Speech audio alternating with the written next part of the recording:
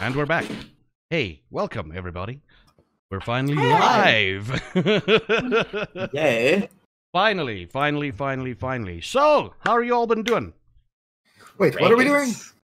Huh? We're on the show. It's about dragons and dungeons and stuff. It's called Vampire Is it? Masquerade. Yeah. No, it's Yeah. not. You're making this up. I'm making this all up. those Oh wait, things. I'm talking about Harry Potter. But the Yes. opposite. Yeah, we're talking about Harry Potter. Yeah. That would make a great tabletop role-playing game. There is actually, by the way, Shut Table up, Story. really? Yes, Table Story, Witchcraft and Wizardry. They're actually running a series now, and they literally play testing. The one DM there, Wax Steven, is literally play testing it on the role play as they're playing it. Just search for cool. Witchcraft and Wizardry, and all the rules are there. And Roll20's actually got everything sorted out for it as well. I'm Hufflepuff. Gryffindor. I know it's basic, but Do yourselves a favor and just watch the first season, the first episode of that show. You will shit in your pants. I sat there. I'm a reasonably huge Harry than Potter normal. fan. I'm a reasonably huge Harry Potter fan, and he does Neville Longbottom perfectly. He does Hagrid perfectly. The voices. You're sitting there going, oh, "Holy shit! I can actually see them do this." pretty cool. Yeah, Table Story. Little shilling there for a channel that's got nothing to do with us. But it's still an amazing channel, though. Just letting you know. So, let's just do a quick roundup of who everybody are and who they're playing. Let's start off with the men. John, why don't we start off with you and you pass the buck over to anyone else while I do the tweet. Okie doke. Hi, everybody. I'm second class elitist. I'm going to be playing John Andrews. I'm going to be much less happy and chipper than I am once I get into character. And I stream on second class elitist. I'm going to be starting up my YouTube channel soon because I'm doing some case mods and tech stuff that I'm going to be putting over there. But I generally stream 8 p.m. Eastern to whenever, Thursday through Sunday. And hand it over to Nicholas. Go. Hi guys, my name is Nicholas Van J. I'm going to be playing the role of Herbert Charles Pollitt, and I'm also a variety streamer. You can my Twitch name is down below there, and I stream every day except Tuesdays and Fridays from 4 p.m. GMT +2 to around 8. But I normally go a little bit over that anyway. So yeah, and I'm going to give it to. Well, yeah, I forgot to actually, Minnie May. How's that? How's it? Hi, I'm Minnie May. I just recently started streaming again. So I stream every day except Mondays, 5 p.m. MST, Arizona time, until whenever my body decides to clunk out. I am currently doing Dead Side, which is an open survival looter shooter, which is fun. And also been playing a lot of Valorant. I am God. And I play some VR too, like Iron Light. So I'm getting my car. VtM. Is that better? Fine. Sure. That Sorry. better? Okay. Say something. Hello. It is Hi. me. So Hanging out that- still. I stream 5 p.m. every day. I do a lot of survival games, VR, and games. Still not working? Yeah. Yeah, Every other okay. Let me. Is your this Discord on better? auto sensitivity? Yeah, Yeah, like it don't- normally is. Oh, this is better. Okay, how's that? Yeah, Much better. Are we good? Can I Yeah. go? Yeah. I Yes. stream every day from 5 p.m. MST. I do open world survivals, FPS games, and VR games. I guess I'm just gonna stop talking now because I feel like it's been way too long. Luna. Hi, I am Luna Sanguine and I play Theodora St. Clair. I normally stream over on my channel as well, Luna_Sanguine, and I enjoy playing a lot of horror games, Dark Souls, and I'm currently obsessed with Elder Scrolls Online. I usually stream during the week on and off. I don't have a set schedule, but I'm hoping to maybe sort that out in the possible near future. There we go. And I, of course, I'm your storyteller. My name is Zaffageek. I stream a bunch of shit, and I'm here. I will probably make some of these people cry tonight. I don't know. We'll see. And we're doing Vampire the Masquerade. I play a variety of games. Recently got into Final Fantasy. Final Fantasy Roman numerals online. That Final Fantasy. And yeah.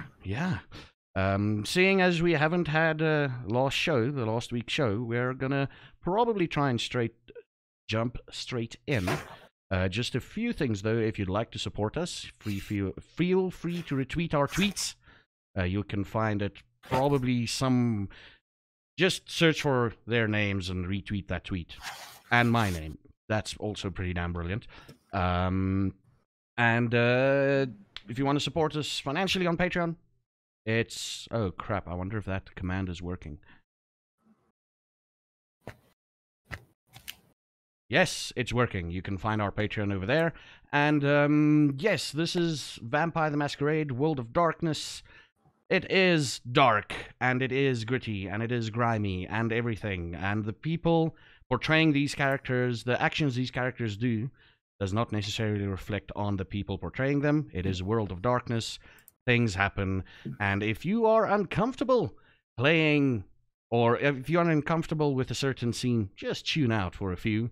And or just don't stop watching. We'd like your safety there above everything else. So if you feel triggered by something, we won't hold it against you. So without any further ado, let's start a vampire story. The camera opens up, and it's definitely from the perspective of someone. But the camera moves towards the table. There's some white powder on the table, and you hear definitely something being snorted. And all of a sudden, the camera goes black. After a few seconds, the eyes open up. You know that eye effect? It opens up. And you see a big man pushing the camera into what seems like the boot of a car. And in the corner, you see a woman standing there, and her face changes, sort of shifts between this giant grin filled with razor-sharp teeth and back to a normal face again. And the camera fades out again. As the trunk closes, the camera fades out, and it opens up again in front of a huge building. As this camera is busy being carried. You could see Tarmac Road, and the camera looks around. You see the huge building, some lights, and someone mentioning something about smelling blood. And the camera blacks out again. We find ourselves in the library. Where do you guys remember where you were? Downstairs. Yeah. Downstairs, yeah. Kitchen.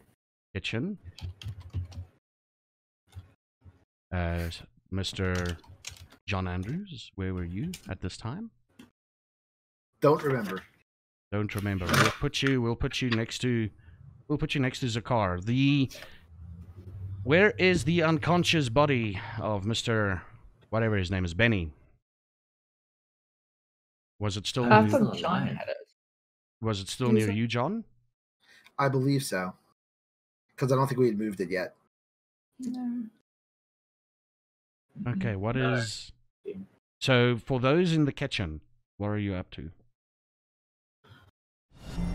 Here's to I was just beginnings. monitoring. Olivia. Sorry, I was just actually looking at the stream to find it. I was monitoring Olivia's vitals, just to make sure that she comes out of her unconscious state safely. Yeah, she seems fine. It was the crazy thing that happened was something took over, right? Mm-hmm. Yeah. Yeah. It was quite crazy. Are you feeling okay? I don't know, you tell me. Last I heard, my eyes just opened. No, that wasn't you. Oh yeah, that was how it ended. You Okay. ended on a cliffhanger, so I was like, am I possessed now? Am I gonna die now? What is wrong with me now? You're Probably good. not gonna die. You're good. Okay, Yeah. just checking because it's Yeah. you. Yeah. I have to Because check. it's me, of course, of course. Just a quick thing. The alerts still show up, so follows will play on this video. So I'm sorry, guys. It will happen. I thought I closed them all off, but apparently not. Yeah, no, you get back from potential torpor, potential. Well, you pull back from the blackness, and you hear this lingering voice going. Next time you won't be so lucky. Next time no one will be there to save you. I slowly get up because I was on the couch and just like stretch it off. There's your clothes are full of blood.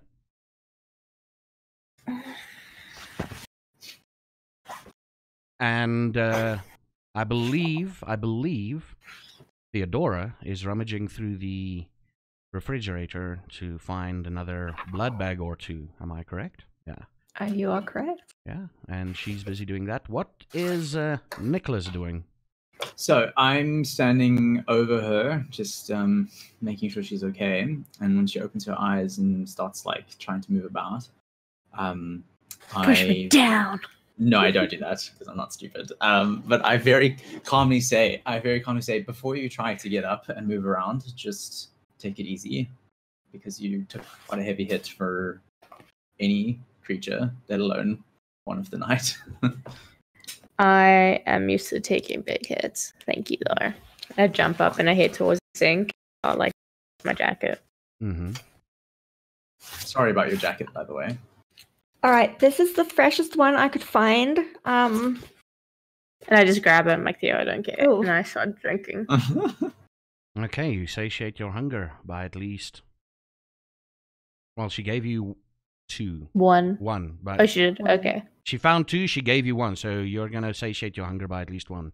Also, if you've used willpower rolls, it is reset for this session. Just letting you know. I don't think Yeah. I've used any. Okay. And yes, there's a bit of a struggle you hear from one of the rooms, and a very, very bleak-looking Delphine pops her head out the one door, and she looks at you all. And if any of you saw her, she'll just like open her eyes and just get back to bed, just get back into the room, and go and lie down on the bed again. Okay. Yeah. So when I see her into the room, I just give a polite, "Hello there, young lady." And then I assume she just... Yeah, fucks no, off. she just returns, yeah. Okay. And Charming. the scene switches over to to John Andrews, Zakar, and an unconscious body. Sorry, mine's being difficult.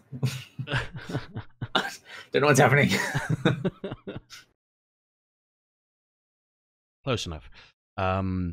Zakar's like, oh, okay, wow, that was some quick reactions there. So what are you planning to do with this? And he sort of kicks the unconscious man at your feet. He's muted, by the way. You're muted, yeah. Well, I believe that there was going to be some interrogation done, and then probably drop this off to the woman in charge so that it looks like we're a little bit more legit. But I could be wrong. Oh, so that's going to be your cover story? You're going to interrogate him here first, I take it. I hope they are. Okay. That's actually a good thing because Mistress Michelle, she likes to have fun with these kind of things. And Right. She won't mind. She won't like... What's most likely going to happen is she's going to be like, oh, you brought me new plaything. Thank you so much. And she'll just take it and not worry about why you have it and whatever. You just got to... And I'd suggest you interrogate him ASAP. That's a thing. Need to wake this fucker up. My job is delivery, not transitions. Okay. Okay. So someone else is going to interrogate him. That's beautiful. So what's his story? He's got something to do with the possessed child, if I remember correctly, with the child running around. Yeah, my understanding is he is responsible for the death and trauma of the child that Theodora decided to turn into a lawn ornament. Oh, her art pieces. Nice. Yeah. Yeah. I've had someone look into the other art pieces. For the time being, they seem to be dormant. That is quite good news, because we can't have multiple people lingering about, bothering us while we're trying to do stuff. Yeah, we don't need more of these drawing attention right now. Yeah, there's already enough issues going on. And yeah, so it's the interrogation thing. What else is there? Yeah, but I need to talk to you. There's something I need to talk to you about. So we need to get this interrogation and the Mistress Michelle thing over as soon as possible. Because the main thing.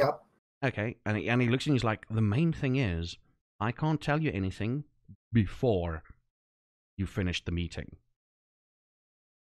Oh, and I'll explain to you again afterwards why I couldn't. But we'll be waiting here. It's about 10 o'clock at night. So you still got a bit of night left, so make the meeting quick. Hopefully Mistress Michelle is in one of her moods and she'll just take the new plaything and let you go. Without any questions. Well, then let's go collect the rest of the cadre and see if we can get this done nice and quick like. Yeah. You could use one of the rooms. You could use that room that at the end of the hallway. You know, the room that got the funky thing happening. Had the funky thing happening. It's been all sorted now, trust me. You can have that room and you can use any implements from the kitchen that you like. Just keep him alive, though. The funky thing down the hallway, not to be confused with the funky thing upstairs in the library or the funky thing in the basement. Yeah, the veil is quite thin nowadays. You've got a fun house. That's all I'm saying. I do. And while I'm talking to you, I don't hear any music, so let's get the music going. Dun. Okay, cool. So you're going to join them. Use the room at the bottom of the hall, at the end of the hall. And it should be... Yeah, use any implement you want. Just keep him alive, though, for Mistress Michelle's pleasure. Unfortunately. I heard she's got some new stuff she wants to try out on people. She might fucking invite us to see it. So I'm going to head over towards the kitchen. Yeah, he goes back to his books. He takes out his phone. As you're leaving, you see him taking out his phone, and he's texting someone with quite like... He opened up his phone, and he's got like a quick shock expression on his face, and closes his phone, and you go down to join the rest. Yay. This is where you all... Hi, everybody. I brought a body.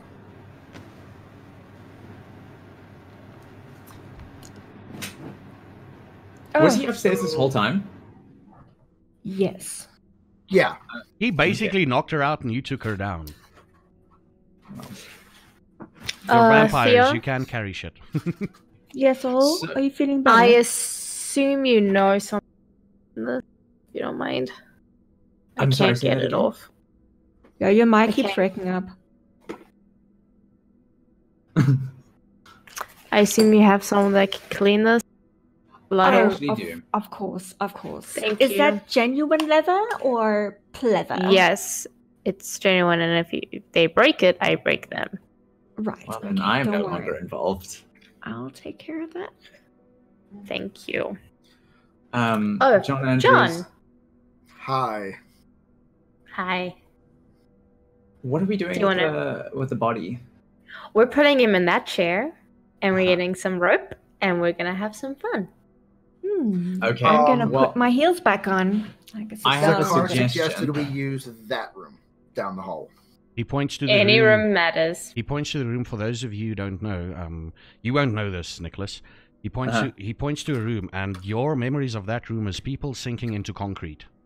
I was gonna say, yeah, isn't Yeah. that the room that the Herc people have a connection? They can, people. More than likely, they were looking for one specific person and found him and pulled, which is so it's not actually the room that would have happened anywhere. Yeah. Okay.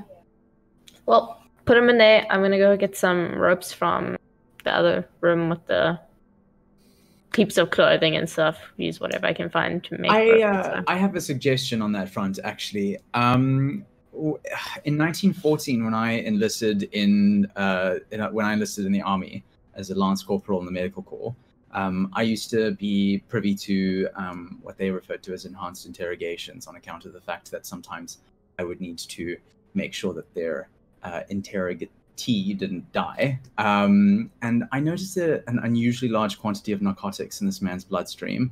So what I'm suggesting is we just tie him up, leave him for about 72 hours, during which his withdrawal symptoms will peak. And then we interrogate him during that period of time, in which he'll be more malleable and an excruciating amount of pain. Normally, That I would work well if we didn't agree. have to deal with this within the next 6 hours. Exactly. That's fair. We have to hurry. I have an idea. Tie him up, and I'll just douse him in some of my blood. I'll walk out and Listen, go I'm get not some rope. filing these nails for nothing. All right. Why do we have He's 6 over hours? one shoulder. He's over one shoulder. I'm grabbing a chair from the kitchen to bring it into the other room, because we have to deliver him to the lady in charge so that we can maintain our cover story. Right. Which is what, exactly? That he is involved in the drug use that she wanted us to be investigating. And we know this for sure. No, of course not. That's why we're interrogating him. Oh, I see. He was more involved in something else that we needed to resolve, so it's just collateral violence. And what if he's not?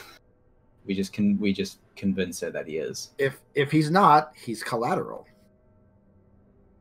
It's Okay. at this point, while you're talking about this, Nicholas, Mm-hmm. it's at this point you feel something like a small hand brushing up against your leg. Okay, I look down to see what it is. There's nothing. Creepy. And Okay. and all of you hear like a laughter of a little girl somewhere in this building. Oh God, is it? So I say, Theodora, is that your unwelcome That's gift? Belinda. Don't worry. Okay.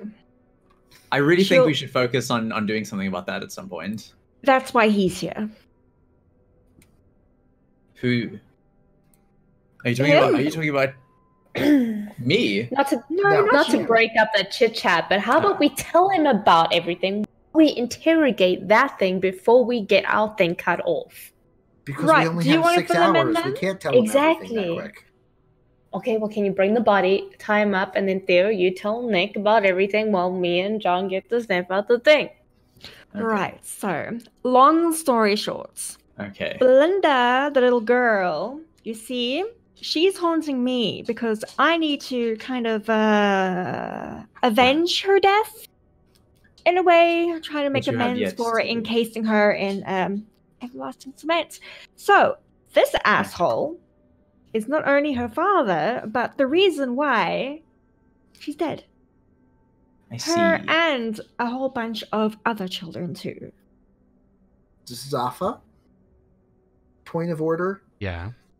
Did we actually confirm he's her father, or was just Yes, he's guardianship the like father. all the other kids? Remember, Sean McLaughlin did a search in file records.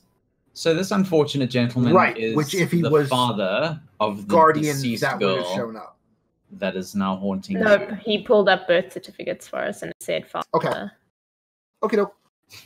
I have a suggestion then. If we're pressed for time, why don't we leave the clearly competent John Andrews and Olivia to undertake the interrogation, while Theodora shows me the statue. We could kill two birds in one stone. Go for it, as long as Theo gets my jacket to the cleaners, because I cannot go anywhere without it. Okay. I will take it back to my studio with me, and I'll leave it on my desk for my assistant to take care of it for you. Amanda, you know she has a name, right? Okay, just double checking. Okay, John, you ready? I lead good. John towards the other room so we can go interrogate. Okay.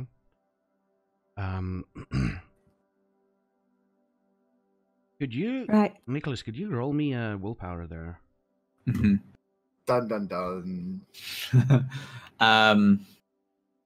Sorry, I'm just trying to get up my character sheet here. So I roll willpower. Is that willpower? No, it's just Oh, here we go. Okay, no modifiers, right? No modifiers. Oof. In your What is that? favor. I'm gonna count it in your Yay. favor. Thanks. You feel the small hand brush up against you, and the girl, you hear that same laughter, but at the end it goes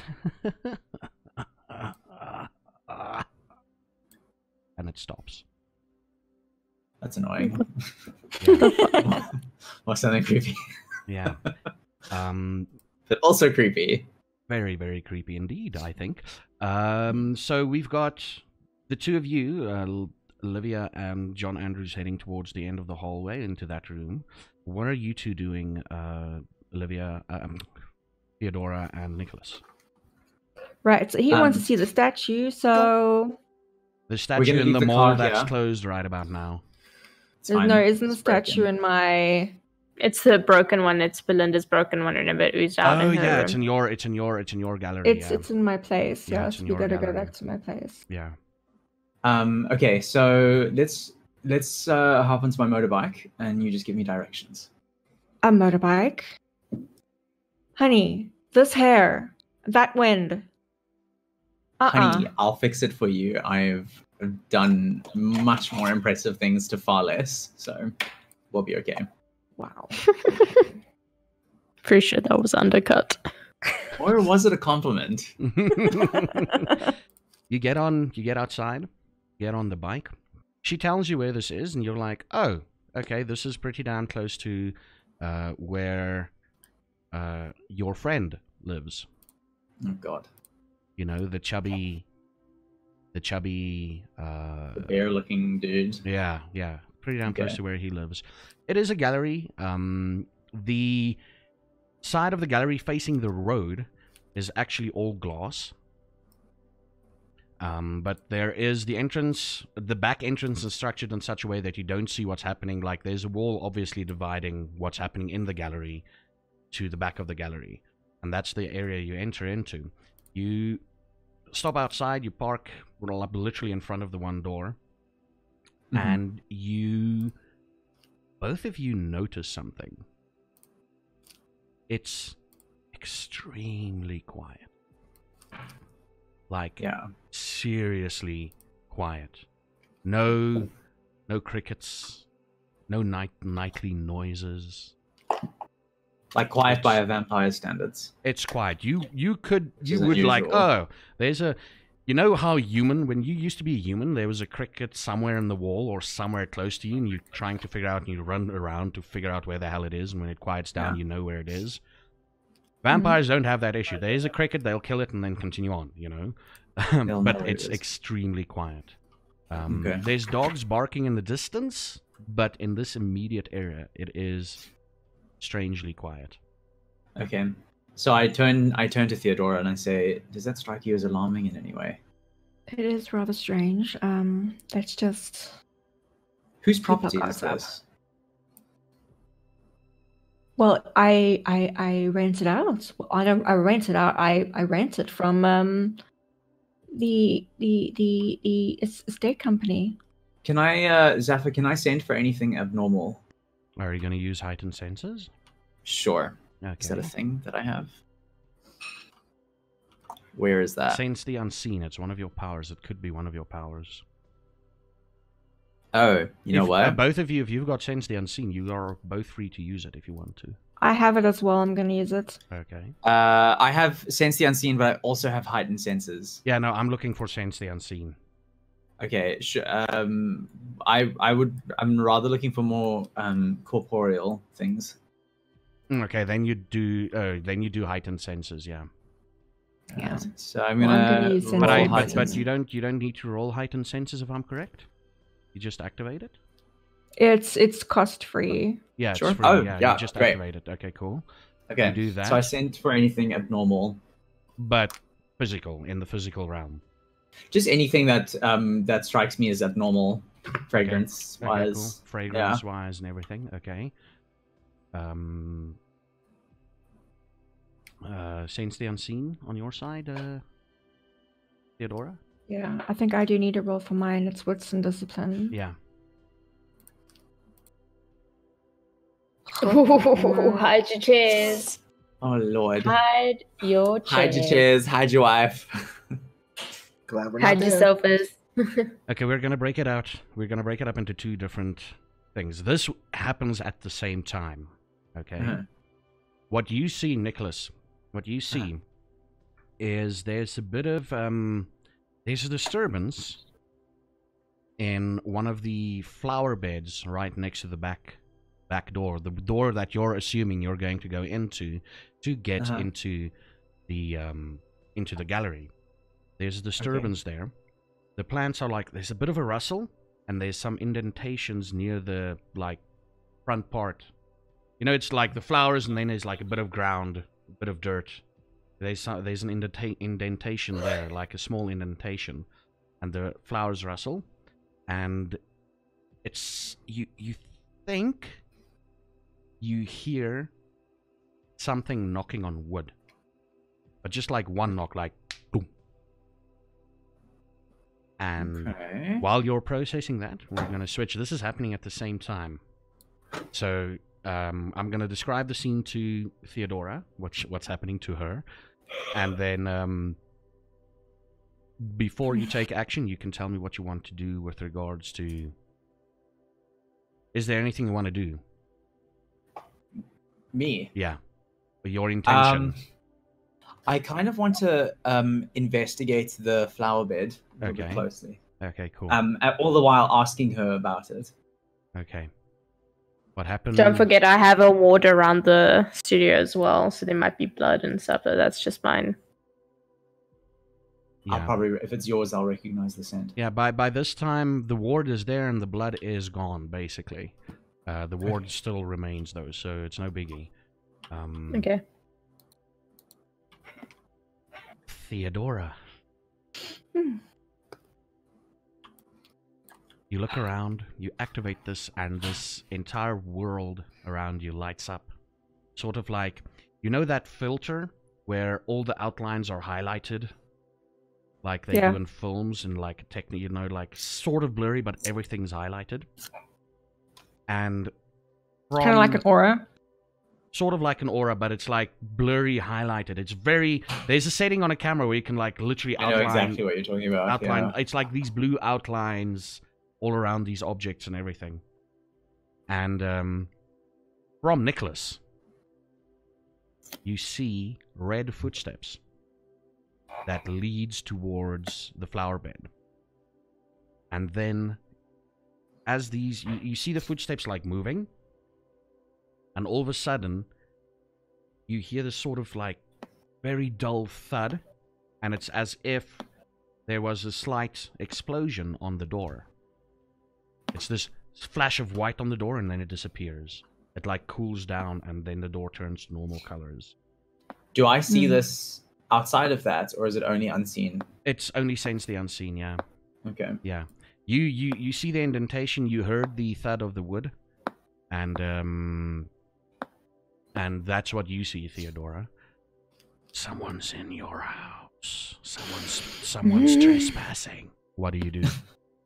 And you hear like in the back of your mind, so what are these flowers? I'm gonna check this flower. You hear that in the back of your mind as well. I'm gonna check out this flower bed. What are you asking her roughly at this time, Nicholas? Oh, I'm walking towards the flower bed, and I say, is there something buried underneath here? That's what you hear. What do you do? Well, you know there's someone inside. I look at Nicholas. I kind of just tilt my head, like you know, give him like a look, and then just rush towards my door. Nicholas, you've seen that look before. Just a mere few minutes ago. 30 minutes ago. Yeah. So, There's someone okay, in my house. I am very angry. Theo and Olivia are clearly the most stable in the group. Yeah, totally. Right? so I know better than to try and stop her. So I say, Theo, let's try and flank from the same side, from different sides of the house. You're not gonna get through to her. Is he the intruder? I'm literally outside. Working, is he working? Is he working with the intruder? I'm just gonna Can you push him trust out the him? way and go inside. So I let myself get pushed out the way because I know better than to interfere in this madness. And I say, right then, would you rather I stay out here then while you do that? Do you hear that, Theodore? No, I don't hear him because I'm like, So I just stand there outside like really fucking awkwardly, be like, okay, shit. You bash through the door. You sort of you reach for your keys and then you decide, nah, fuck it. You reach for the keypad. No, you reach for the keypad and you decide, fuck it, and you just like push through the door, bash through it. Something is inside. And you look around, and the footsteps are leading towards the back room where the broken statue is. I follow behind, but like safely, and I don't like go inside the house. It's like one of those, she's walking like one of those people on a mission, you know? I know it's been a while since we've all experienced this, but if you've ever been outside and you saw someone walking towards a place with a mission, they like not running, but they're walking determinedly and reasonably taking extra long strides to get there. Or quick strides in her case. I don't know if you do long strides on heels or not. I don't know. no, I suppose you can. well, not me. I'm still elegant. Oh, fair. Okay. Yeah, she's walking with the purpose. The first... So okay, well, sorry. Do I? Other than that, do I notice anything alarming as well? She's looking towards the ground and walking. Okay. Another thing that assails your senses now is fresh paint. A little bit of the hint of miasmatic smell, like a dead corpse that's been seeping out somewhere. You smell that definitely. Yummy. And fresh paint, that a bit of cement, a bit of wet cement somewhere. What else would you smell?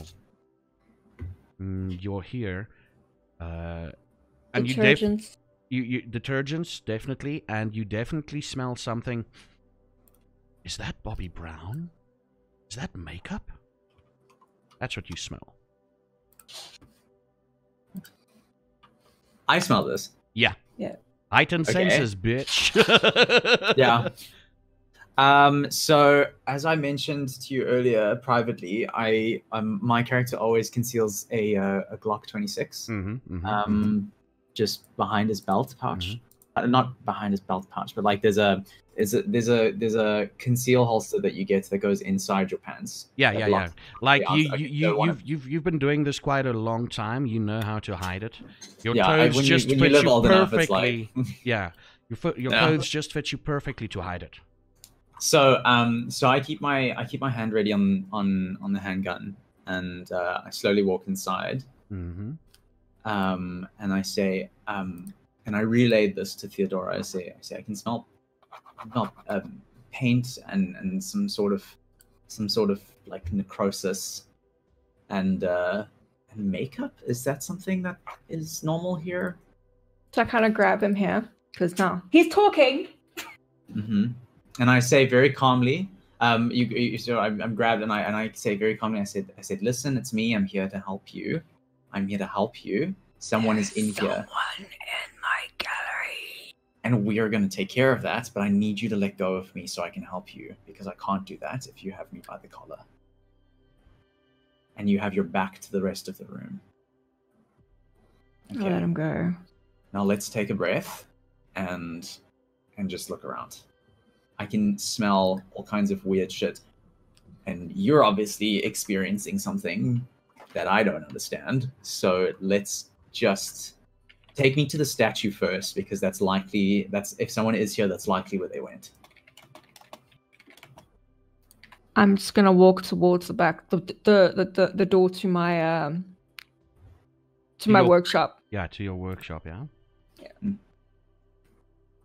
I'm kind of just gonna What glance is the... over at Nicholas to follow. Okay, what does the workshop look like? Where is the statue that's in bits and pieces? Or that's slightly broken, at least. If you... It's down the passage, and then just before the door that goes into my gallery is the door for my workshop. So it's like kind of like that. So if you're standing in my gallery, you won't be able to look straight into my workshop without having to actually step into the passageway. Okay. So if you open the door, it's just quite a large rectangular room. Mm-hmm. In the middle is a big surface. It's like the marble surface is what I work on. It's like the massive table in the middle. Then next to the door, there would be 2 sinks, and then there's cupboards, and on the other side would be more cupboards with neatly placed utensils, which are useful for the work. And then on the side you'll see hoses, water, a place for like water attachments, and then a huge, not a huge, but quite a large, like another sink, but this one's different. Okay. The sink is not for water. Okay. Oh. Okay. And a cement mixer. There's also a small cement mixer in there as well. Okay, cool. I start following the scent of the rotting flesh. No, it's clearly here. It's practically overwhelming you. You are gonna literally... In the room? Yeah, you're gonna literally... So I look around for the source of it. Where's that broken statue? It's on the work table in the middle of the room. It's definitely emanating from the work table. Yeah. And the statue in the work table. But it's at this point where you realize if you're going to keep your heightened senses active, if there's any loud noises or any overpowering smells, such as this miasmatic seepage, if you will, you might throw up or basically go deaf for about 2 or 3 hours for any loud sounds. And the lights are brighter. Everything is brighter and louder, and everything is more intense. For me? Yeah, for you. So I'd suggest you kind of switch that off. You know where the rotting smell is coming from. Okay, I switch off my heightened senses. Yeah. Okay, cool. It's definitely from the statue. Upon closer inspection, if you look like in the cracks of the statue, you will see... The statue wasn't broken open, was it, Theodora? Yes, it was. It was broken open. There's a bit of the statue. What part was broken open? I would say the side by the leg and where flower attaches. So yeah. So the statue was clearly something of a little girl holding flowers.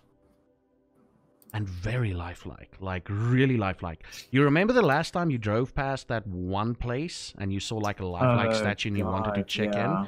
It's basically, you can see like, oh, this is where they got the statue from. So I look at Theodora. I said, Theodora, I know you're particularly sensitive right now, and I'm trying not to judge you as I say this, but what compelled you to do something like this? Oh, Theodora isn't sensitive anymore. Seems like the beast has subsided. Okay, great. What exactly compelled you to turn a child into a statue? Dead, sure, but It was her mo- mother's wish. And why would her mother want you to do that? Just asking for a friend. Whatever. I don't know. I don't ask questions. If it's her mother's way of wanting to remember her daughter, But to have her with her all the time, as long as she pays a fee, I don't care. But she died. Yes. Okay. She was deceased. So by the many time I questions. got her. Okay, so Yeah. I don't know if someone is in here. If there is, I need you to keep watch because I'm going to examine the statue and see if there's something that can be done. Well, there's someone in my house. I want to know who the fuck it is. And how the Okay, fuck well, they you got can into go and it. take care of What the that. fuck are they doing? I need to take care of this because this is really messed up. The footsteps did lead towards the statue, by the way. That's the last thing you remember, Theodora. Yeah. Yeah, so it is in the statue. Whoever this is in the statue. Or what? Yeah, or And whatever I it is. obviously don't know this. Yeah, you're So I going. can- Well- So you move towards Nicholas. You move towards the statue and you start looking at it. The first thing, again, you smell it. It's not as bad when you had heightened senses on. And on the inside of the statue, you can still see like little gunks of rotting flesh. The disinfectants and everything is also coming from the statue. So someone was clearly trying to clean this out. Yeah, it's basically all you find inside of the statue. Okay. Yeah. Want to stick your hand in there? I do not. Oh, I do not want to do that. Okay. So I start circling around in observation, and I just recount some relevant anecdote about how when I started dating Aleister Crowley in 1897, I came across many of his friends who were self-proclaimed alchemists who used to build homunculi forged out of flesh and clay in hopes that they would come to life and things like that. And I'm trying to theorize if there is perhaps some kind of similar ritualism, albeit obviously more real, to the act, and if that can somehow lead me to figuring out how to undo it. And so obviously I know how. I mean, you know how the magic works. So I would ask you if maybe my character has some insight into that. You would have to roll occult and intelligence, or intelligence occult, however the Roll20 sheet is set up. But as far as you could tell, there was no ritual involved in creating this. This was just a statue. Okay, so I'm going to use occult intelligence to figure out if I can see if I can figure out how something like this could possibly be. Like the statue? The statue, the haunting, that kind of stuff. If Okay, there's something cool. tied to the statue and how to undo it. Okay, cool. I don't know what that is. Okay, that's is that three good? successes. That's 3 successes. Don't worry. Great. That's 3 successes. You... Okay, so what happens is, obviously, we're going to go with the trope. Person that died here wasn't supposed to die at the time. You figured that that's what you're surmising, like they went before their time. Okay. The only way to do this is probably avenge them somehow, or exorcise them, or purge them. Either purge an object of this world that belongs to them. In this case, probably destroy the statue. Either exorcism, but the problem is, for an exorcism to take place, someone needs to be possessed. Someone needs to be possessed. You might need to take, like, a random civilian, a random mortal, bring them to the gallery late one night and hope for them to be possessed. And then you can perform the exorcism, or you can destroy the statue, which could kill them. Okay. And as you're going through this in your mind, what are you doing, Theodora? You moving towards the statue? What are you doing? I'm keeping my eye on Nicholas while also moving towards the statue, seeing as that's where the footsteps had gone to. Okay, so what happened was he looked at the statue, he looked inside where the opening was, and he like circles the statue, but And it seems like he's deep in thought. He mentions a couple of things, but you're like, okay, he's just probably rambling. He's probably trying... It's probably his type of thing to do. He rambles and then he figures shit out. Probably. That's what you're thinking. And the moment you're at the closest point to the statue, something happens. Oh. You blink your eyes. You blink your eyes.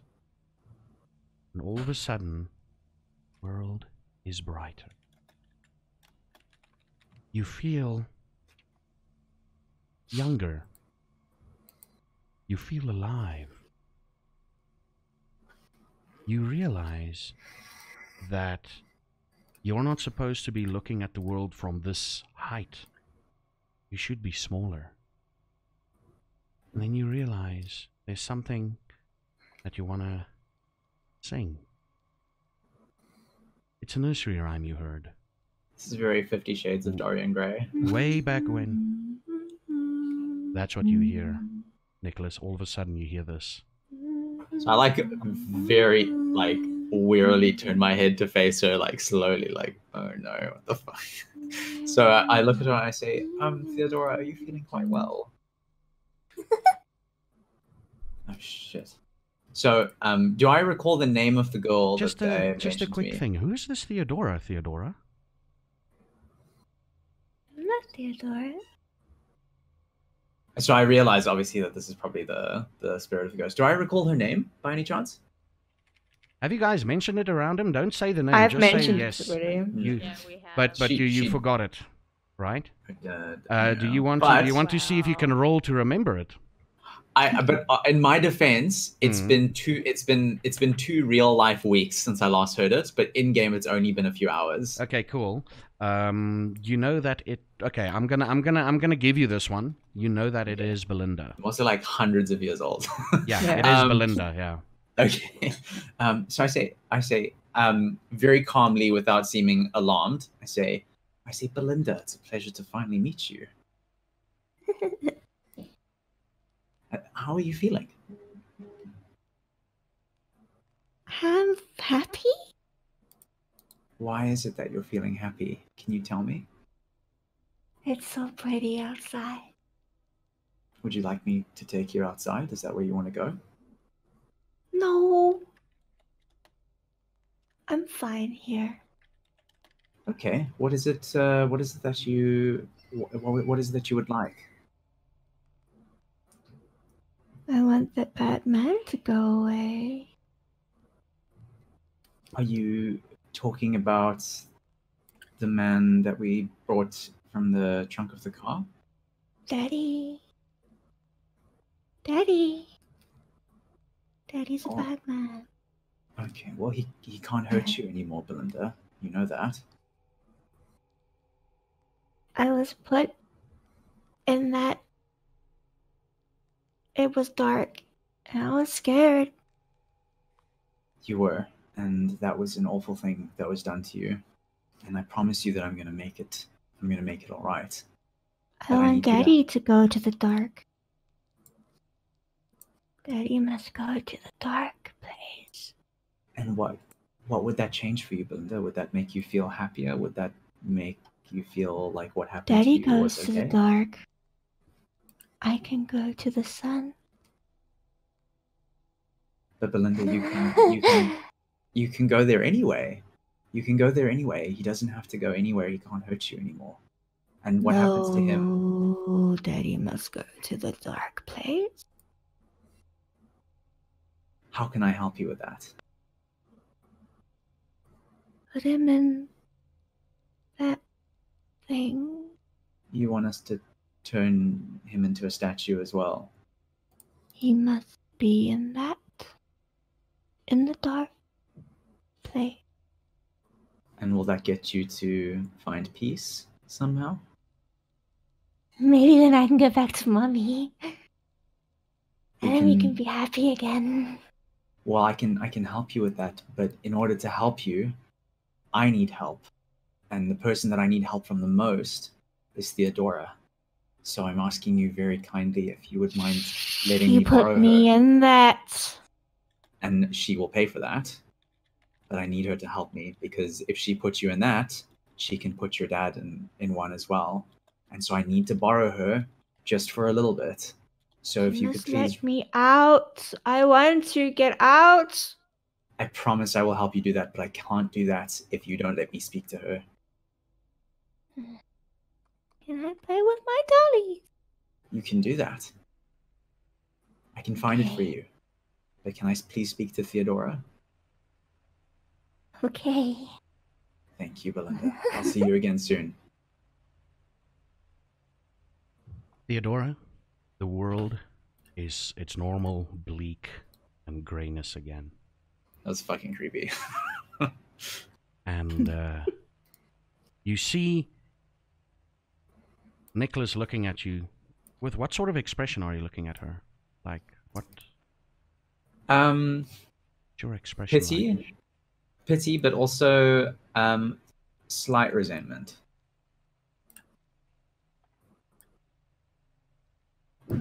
And as the camera focuses on that look, the scene changes. Alrighty.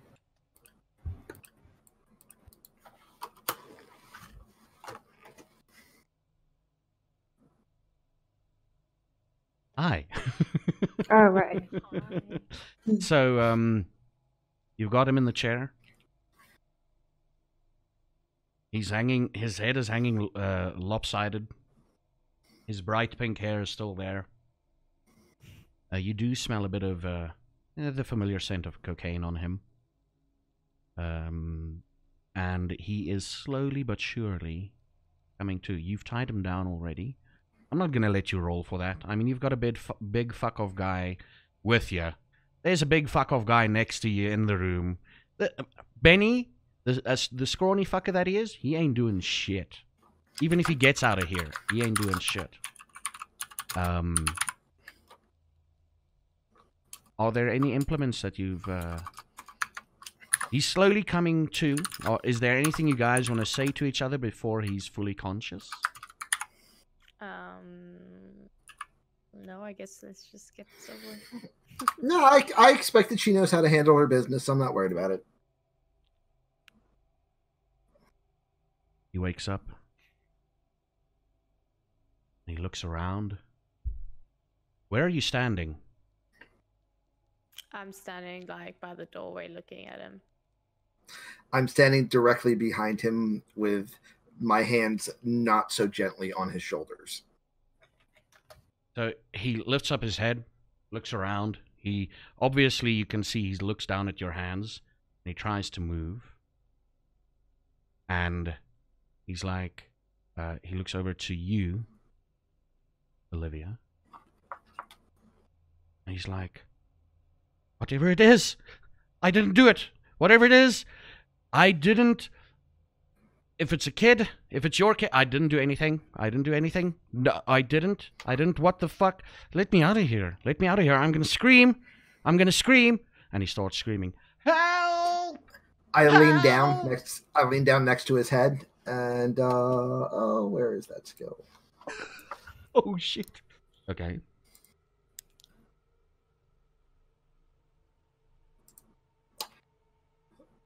Mate, you're already dead. You just get to decide how much it's going to hurt. And that's her decision.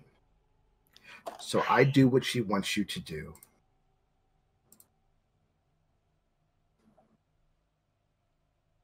Okay, he is immortal.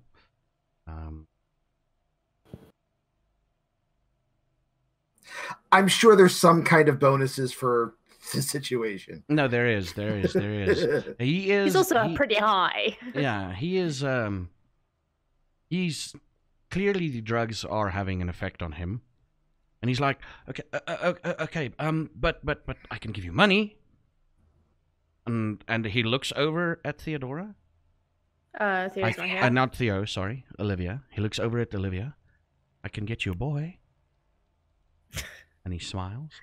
And because he heard your voice, he's like, I can get you a girl.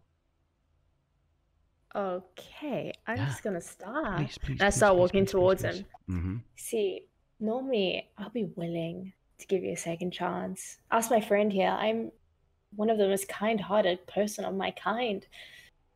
But things you do, things you say, people you do it to, just doesn't slide well with me. And I slowly put my nails into his arm. And like, so I'm gonna have a lot of fun with this. And you're gonna tell me what I want to know, or what my friend wants to know. And I start pulling it down, like ripping into it before we send you off. And I pull it out. So, did any of you show your fangs to him yet? No. Not yet. No. Not yet. Your nails didn't grow longer while he was looking at them. They were already elongated. Am I right? Mm-hmm. They're already a little bit elongated. And he's like, come on, just something for the pain. What do you want to know? I'll tell you everything. I'll fucking tell you everything. Okay, Benny. What did you do to Belinda? His face goes even more ashen white than it already is at the mention of Belinda. Okay, Benny. And I he's start like, slowly it was an unpacking accident. I promise it was an accident. Yes, Oh, it was an Benny. accident. I had nothing to do with it. I Okay. promise. I continue to unbutton while I talk to him. Benny, you see, I really don't believe that. No, I'm serious. Okay, Bite my finger, a little bit blood, corrosive Vita, and I slowly swirl it down his chest while his skin starts to deteriorate. so it's just enough blood Benny. to burn him like an Burn acid, this like an top acid, skin, yeah, like, but not okay, cool. damage, yeah. And he, And I smear it. okay, what do you say before he screams and shit? Okay, just tell us the truth. The truth is, I had nothing to do with the accident. Oh, fuck. Shit. Oh. And he looks down. Is it a certain pattern, or is it just like a swirly thing? Just a swirl. Just a swirl. Swirly thing. Are you from some fucking kind of... Oh, is that a light bulb, John?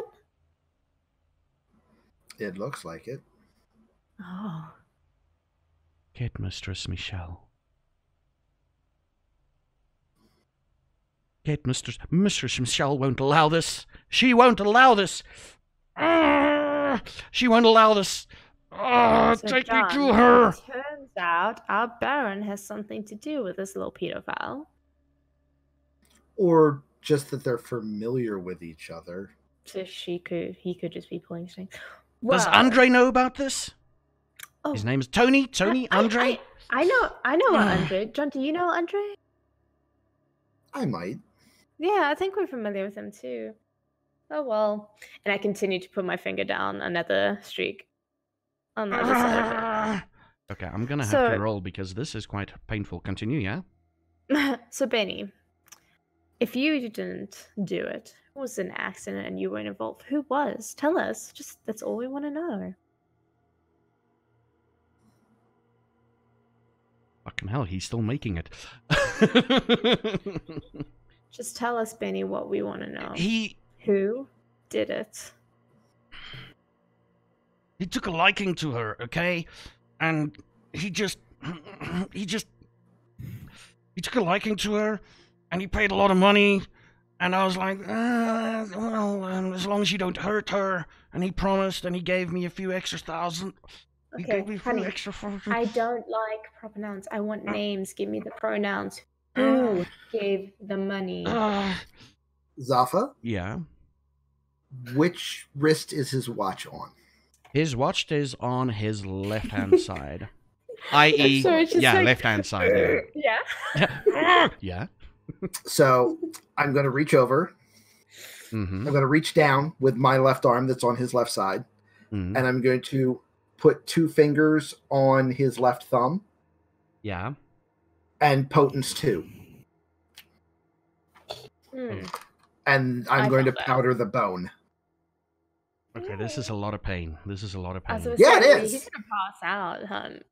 No. Yeah. That just starts the shock response. He'll be Yeah. fine for a while.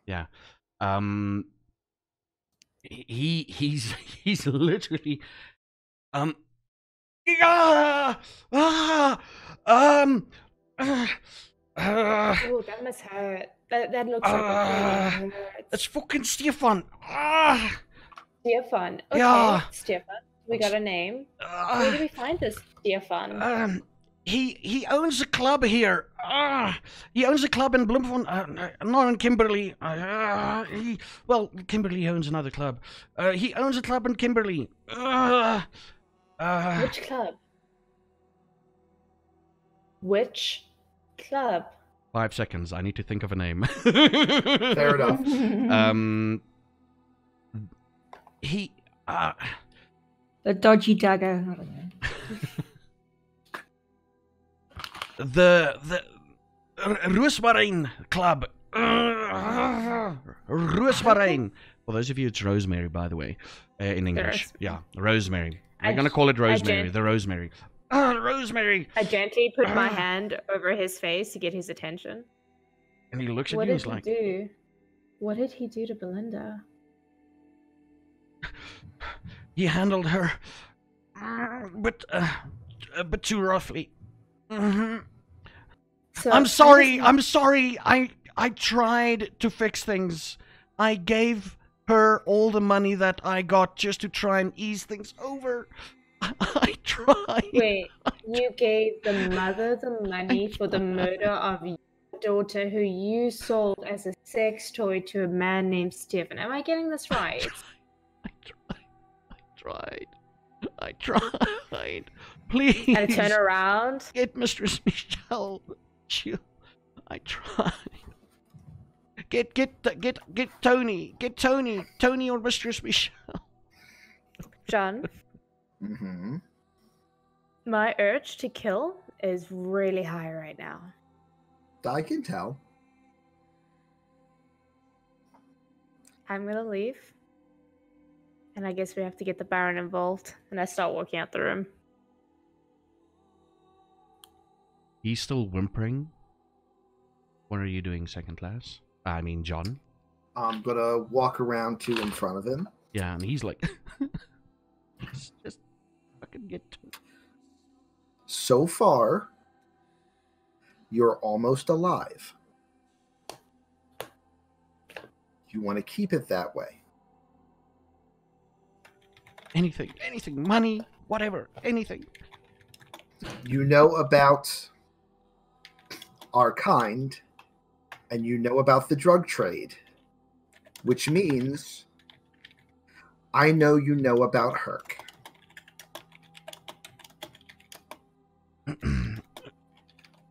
And through like, Herc? I thought this was Herc. Yeah, we get it here from we get it from a city called Bloemfontein. We get it from a city called Bloemfontein. That's the main Who's your distribution contact in point. Bloemfontein?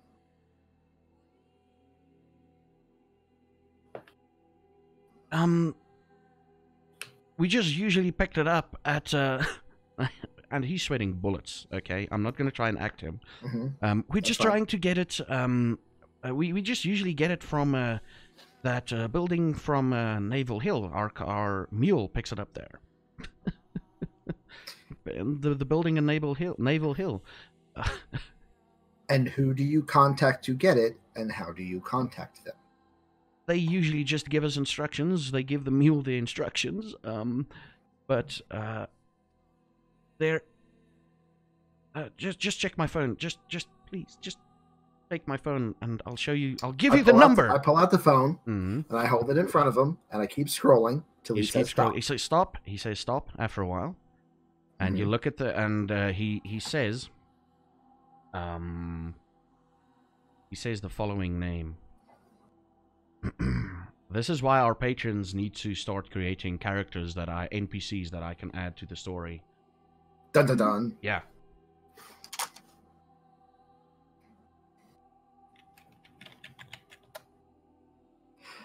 And is this your contact or your mule?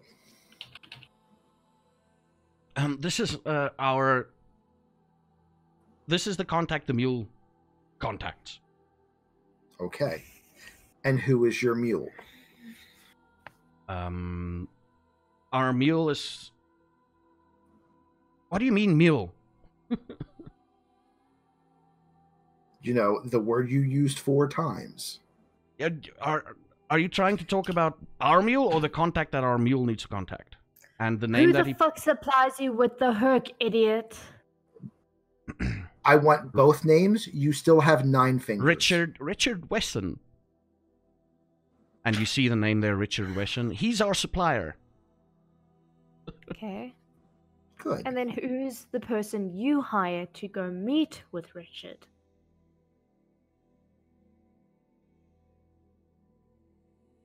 Armand. Armand. At the top of the phone, there's just Armand. That's it. Yeah. Okay. Or Armand. I don't know how you pronounce that in English, though. Armand? General Armand. Armand. Yeah. Armand. Yeah. You make him long. Yeah. And he's like, please, just get Tony. He will sort things out. And, he goes limp. Well, at least I don't have to knock him out. No. We took care of that on our own. Okay. So well, let's knit him up and put a bow on him and take him to the mistress. And now we actually have some useful information to give her. Good cover. Yeah. God, I want to kill him, John.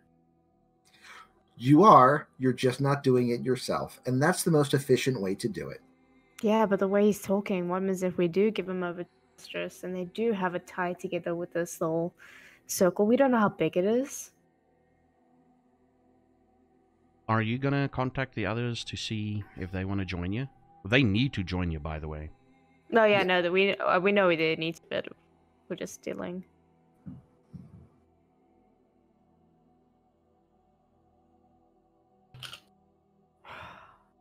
It's at this point, while you're prettying him up, phone call comes through. Phone call from an unknown number. By the way, Nicholas, now's your time. Okay, ring ring. Who's the phone call to? Me or It's to Olivia. To Olivia. Hello? Nobody calls me. Hi, Olivia. This is Nicholas. You know the one. How did you get my number? Theodora. Oh God, Theo. So listen, we have a slight snag. Oh my God, what couch did she break? So it's almost worse, but also very different. Your subject of interrogation actually might be the only way that we can break Theodora's unfortunate haunting of Hill House situation. So it's also the only way we're gonna get this Herc situation done. What has he told you about it? He has a connection to it, and unfortunately, he has a connection with the mistress. We have no choice. We do have to take him to the mistress. It's out of our hands. Wait. Hang on a second. He said, what did he say about Mistress M? That he knows her. And if we kill him or do anything to him without her say, we're going to be in more shit than we're already are going to be. But if he knows her and she didn't tell you guys, and how it doesn't make sense. How would she know him and then not tell you guys, but then ask you to bring him in for interrogation? Well, she and how would she know him? Didn't ask us to go get him. It was kind of something we decided to do and not tell her about. But then if you bring him to her and he lets slip that you now know that they know each other and he's connected to Herc, if she has something to do with Herc, which seems more and more likely by the second, then you become the liabilities to her, which paints a target on your backs. Oh, there's already a target on all our backs for some other reason. This is just a more local one. Zafa, can I overhear any of this? You're probably on speakerphone, yeah? Are you on speakerphone? Yeah, I will be now. Let's I am in the room too. Okay, what are we needing to do to help with the situation? So normally I'd be loath to suggest this on a living subject, but given the subject's extracurricular activities, we may have to turn him into a statue. Fun. Yes, but also problematic on account of his valuable, his value to Or Mistress is M. it? If we turn him into a statue, he's still technically alive under the statue, right? But do we For know a that? little Not bit. only for as long as it takes him to stop breathing. Well, what if we put So- a tube in the mouth area, take him to the mistress as a statue, say, hey, we have him. Do we finish the statue making process? Or So, is he valuable? so I'm not, as a doctor of, the organic sort, I'm not particularly familiar with the details of such a process, but I'd imagine that might be very irritating to her if he is more valuable to her than we had originally anticipated. Okay. Well, maybe we just go out with the cards open. Just say, look, we found him. He's connected to Herc and Kimberly. He's supplied by this guy we found out about. He's going to lead us to more. But at the same time, what he did in Kimberly has caused a issue here in Bloom that involves some spirits that I can't deal with. And I'm, Alright. you know, But you know Here's how- he's more of a Here's the best liability way- than valuable. here's the best way to do this play, and someone who's a better speaker than me, if we know of one, should probably be the one to try and pitch this angle. Number one, he is connected to the Herc, which means we've done our job, which is why he's here, because we've proven that he knows 3 names attached to it, which is 3 more names than we knew before we went after him. Exactly. Number 2, he's also related to a haunting, which is threatening the masquerade. And then we In need, Bloom, in her district. which means when He's a we're done liability. with her doing what she needs to do, we need him turned over to Nicholas and Theodora so that they To can make resolve statue. that problem for her as well. Exactly. At the But end of the day, consider- he's liability, any potential value to her. And if she has a value for him, but she's willing to ruin the masquerade over, then she's crazier than I thought she was. But consider for a moment the possibility that Mistress M is involved in something more nefarious than we originally thought. We are now exposing the fact that we are now privy to that information. She won't sent tell us out to find the information. She either needs to expect us to have information, and then if she has something to hide, want to kill us, or she needs to expect us to be incompetent and then need to kill us. Either Okay. way, we're not changing our state in this at all. Okay. I say we just risk it for I the said- chocolate biscuit. I suppose we have to now. Yeah. Okay, Stay- well, Stay with the plan, because if we stay with the plan, we can feign ignorance of anything else.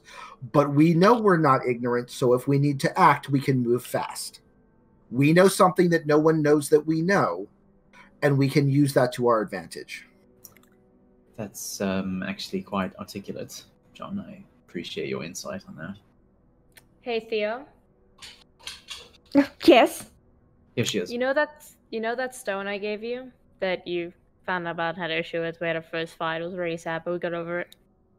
Yes, that one. Can you bring it, please? Oh, suppose if I must. Thank I'll go you. fish it out of my cupboard. Okay. Well, we'll meet you at So- the Baron. We're do you I'm considering maybe bringing the statue with. This location is it's not safe to leave it unattended given the volatile No, not with my other statues around here. I mean, hello, if this thing broke and it affects my other statues, I am going to lose Here's to thousands, new tens of beginnings. thousands. I'm And oh my god, sorry, my you're gonna art cannot carry- be destroyed. Okay, not You're exactly the carrying a consequence I was decaying worried about. statue. We You're don't gonna really have a carry choice. decaying statue. If we bring They're it to the kind of hard library, they're a little hard to fit in the boot of a car. Yeah, How big is y'all this? need It's a this- truck. it's a statue of a child. I'm sure we'll manage. Okay, well, John and I will take our own form of transportation. I think that's a good choice right there, Oh, because I already had to survive Kyle's car. I don't survive that car. The problem is we're on a motorbike, so we actually do need someone to come and pick up the statue. Oh god, that's your problem. Theo has contacts, trust me. She'll Don't worry, get honey. I someone. have a It's fine. driver. I actually have someone who lives nearby that can potentially help out with the situation. Oh, well, that's Cool. handy. And then we'll meet you when we meet you by the Baron with Quick a heads stone, up. please. He is human, so just be not yourselves when we get there, and I will spirit him away as quick as possible. Okay. I can almost hear the facial expression. What I mean is make sure that there's nothing that could break the masquerade. Because a collapsed, tortured body is not going to be a good big Literally. giveaway. Or a statue decaying of a dead little girl's body is not going to give it away. Let me be concerned with the details of that part of the plan. Just stick to Okay. yours. All right. Okay. We'll see you soon. Bye then. Hang up. Wow. So you get ready to move. And Right. I'm gonna go grab another blood bag. It's gonna be a long night. That's probably a good idea. You get to the car, and as you get to the car, drop Benny into the boot again. Oh, ever so gently, of course, you know.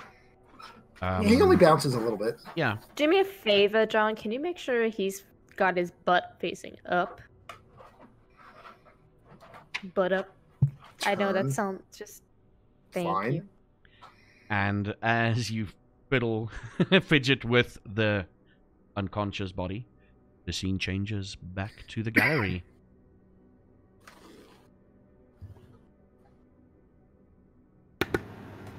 Hello. Hi. Sorry, it took me a moment. Okay, Theodora, we are going to have to bring the statue to the library. It's not safe here. And also, what's the name of the guy that works at the library? Zaffa? Sorry, my memory. Zakar. It's a car.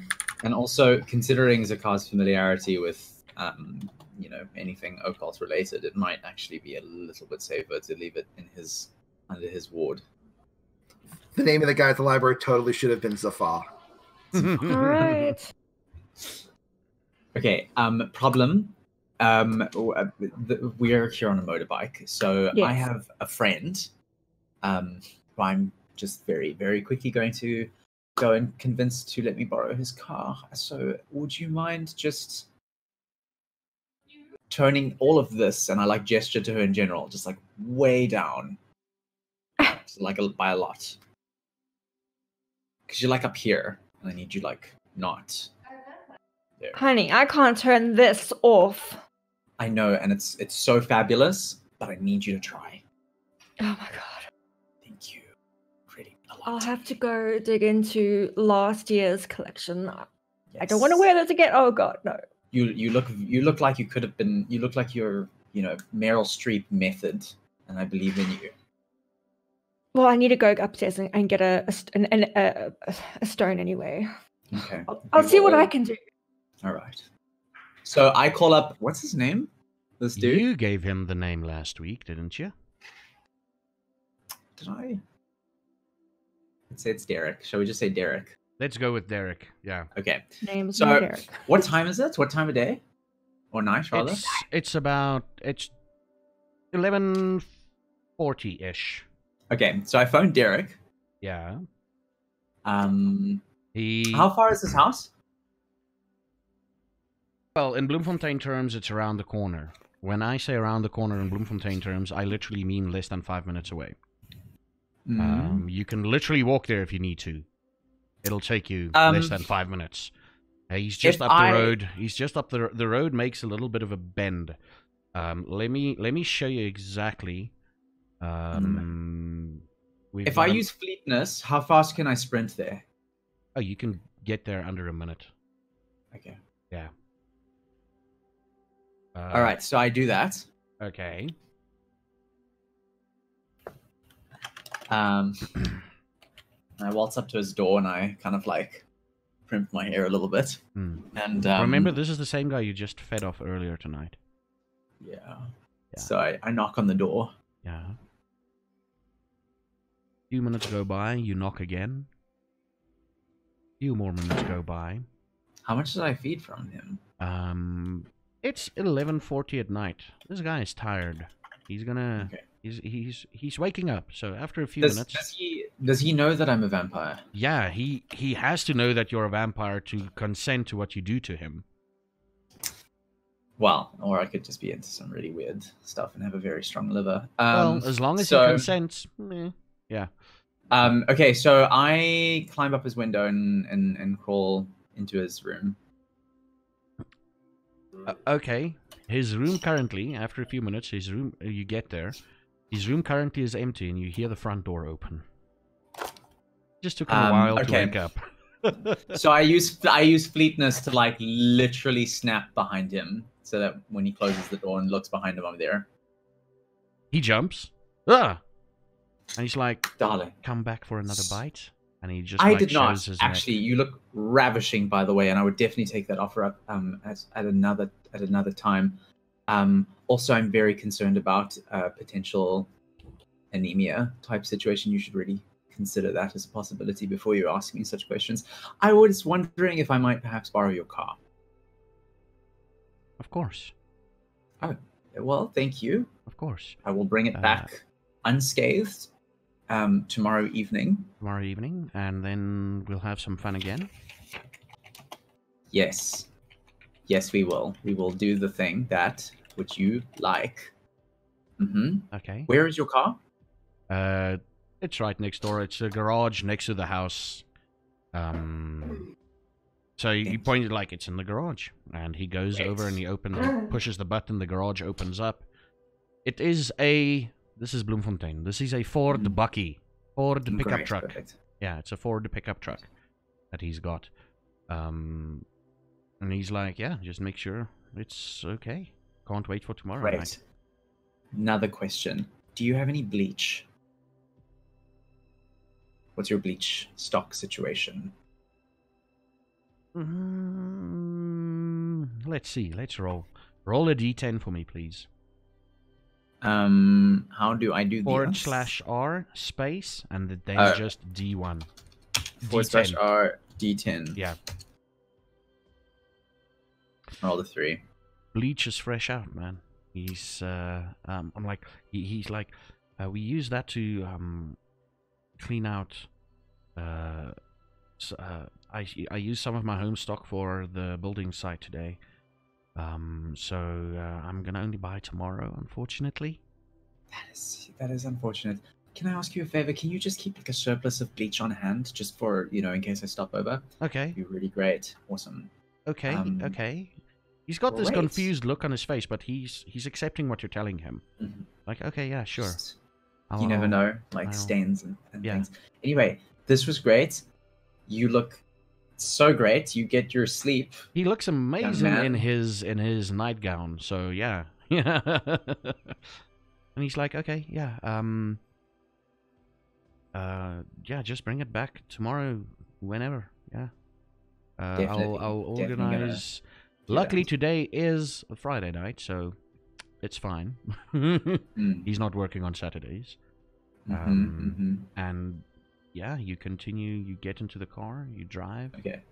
Takes you another 4 minutes to get there. Eventually, you get. Yeah. Theo, I ran faster. Yeah. What did you do, Theo, in this time?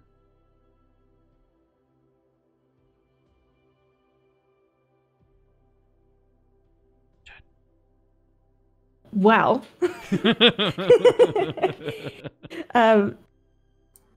during this time, I went upstairs and I had to turn it down, as I was told to. So, which you actually didn't end up having to do because I just went. I didn't want to wait. Well, I did anyway. Oh, you're such a gem. Yeah. So I took a little bit of makeup off, not too much, just a little bit. And I went and I dug into my cupboard, which had last year's outfits in it that I was going to donate to a good cause. Have you worn all of those outfits? Oh, yes. Okay, cool. Thank you. That's all. Once or twice. Once or twice. Okay. Yeah, but they're last season stuff, so no. Do I get there when you're just coming down then? Yes, and then I also got the stone that Olivia wants me to get, and I put the jacket on my desk. Okay, so I look at you and I say, darling, I'm terribly sorry. I got very impatient and I decided to get the car without you. But may I say, this understated look really becomes you. It really, you know what? You honestly, you look so great on a day-to-day basis, of which I've only known you for one of those days. But this is really you. This is truly, and I work in this kind of industry, so I must say this is absolutely delightful to see the side of you. And those clothes, you may see them as last year's, but I see them as a statement of humility, which is a tribute to your purity and essence. You look ravishing, by the way. You say so. Thank Now you. get in the And car, please. We need to go. Little blushing. At that speech that he gave you, you realize that he might not eventually reciprocate the same feelings you have for him. Yeah. Yeah, that's what you realized. Yeah. He may not. You're not entirely sure yet. Maybe. Possible. You'll figure it out eventually. But I'm sure she'll test it out later. yeah, definitely. You get outside. A really white Ford pickup truck is waiting for you outside. So I stand there with her and I'm like, it's not great. But it's what I could find. It'll do. It does have the added benefit of us not having to be in the same confined space as rotting flesh. So that's nice.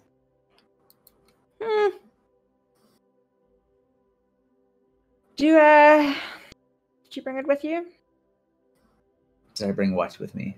The statue, darling. No, I'm going to go and do that right now. And I just quickly zip off and I grab as many pieces as I can carry. Can I carry all of them? I mean, it is the statue of a child, so... Yeah, it is reasonably... Like, the foundation of the statue was like a fountain and everything, but the physical statue itself is just like slightly larger than your average 9-10-year-old kid. Who does this, Luna? Just like off character, like, oh my god. Fear, apparently. Oh lord, it's messed up. Okay. She's a monster. People came to her with problems and she fixed it. That's it. I'm a problem solver. You're like the anti-Olivia Pope. Like really wrong. Anyway, sorry. You get into the car. And the next song comes up. And it is... Jy was fantasties. Ek soek pille vir Kersfees. Wait, I don't know that song. You have to sing it for us. I know that I don't like it. Ek soek pille vir Kersfees, vir my gekerfde seune wees. Niks wat 'n tydjie by die see nie kan genees. You hear that? Actually, I know that's kind of catchy. It is very, very catchy. It's all about consumerism during Christmas time. Wow. Very insightful. But it is, actually. Jy was fantasties. Check them out. I know the band. Yeah, and if you...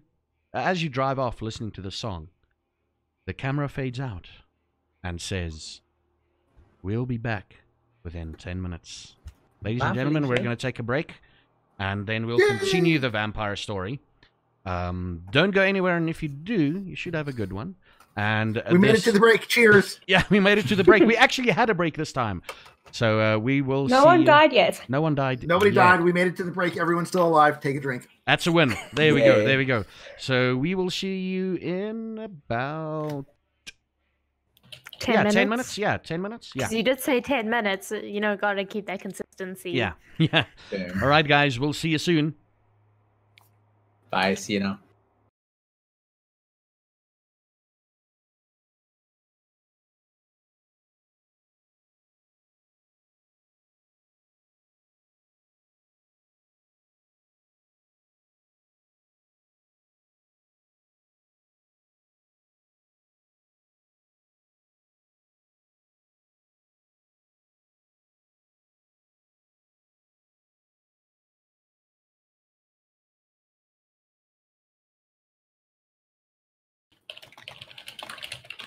And welcome back, everybody. Hope you had a great break. I hope you stretched them legs. I didn't, because I'm lazy at the moment. Let's get back into this vampire story of ours. So you guys, who gets there first? I'd think that John and Olivia would get to the Baroness first. Well, we don't have to lug a decaying statue, so I guess we do. Yeah. You guys they were still organizing after the phone call, so you get there first. There's no So other. sorry. Yeah. Just to clarify, we're taking the statue to the library, and they're taking the interior. Wait, I thought we were meeting at the Baron. Why would I bring the statue to the Baron? Oh, okay, no, then we'll wait for them at the library because then I can get my stone from Okay. you. Okay. That's Cool. what I'm trying to figure out if that's what we're doing. Okay. Okay, so you're gonna meet So up at the we're library. all together. Okay, so you meet up at the library.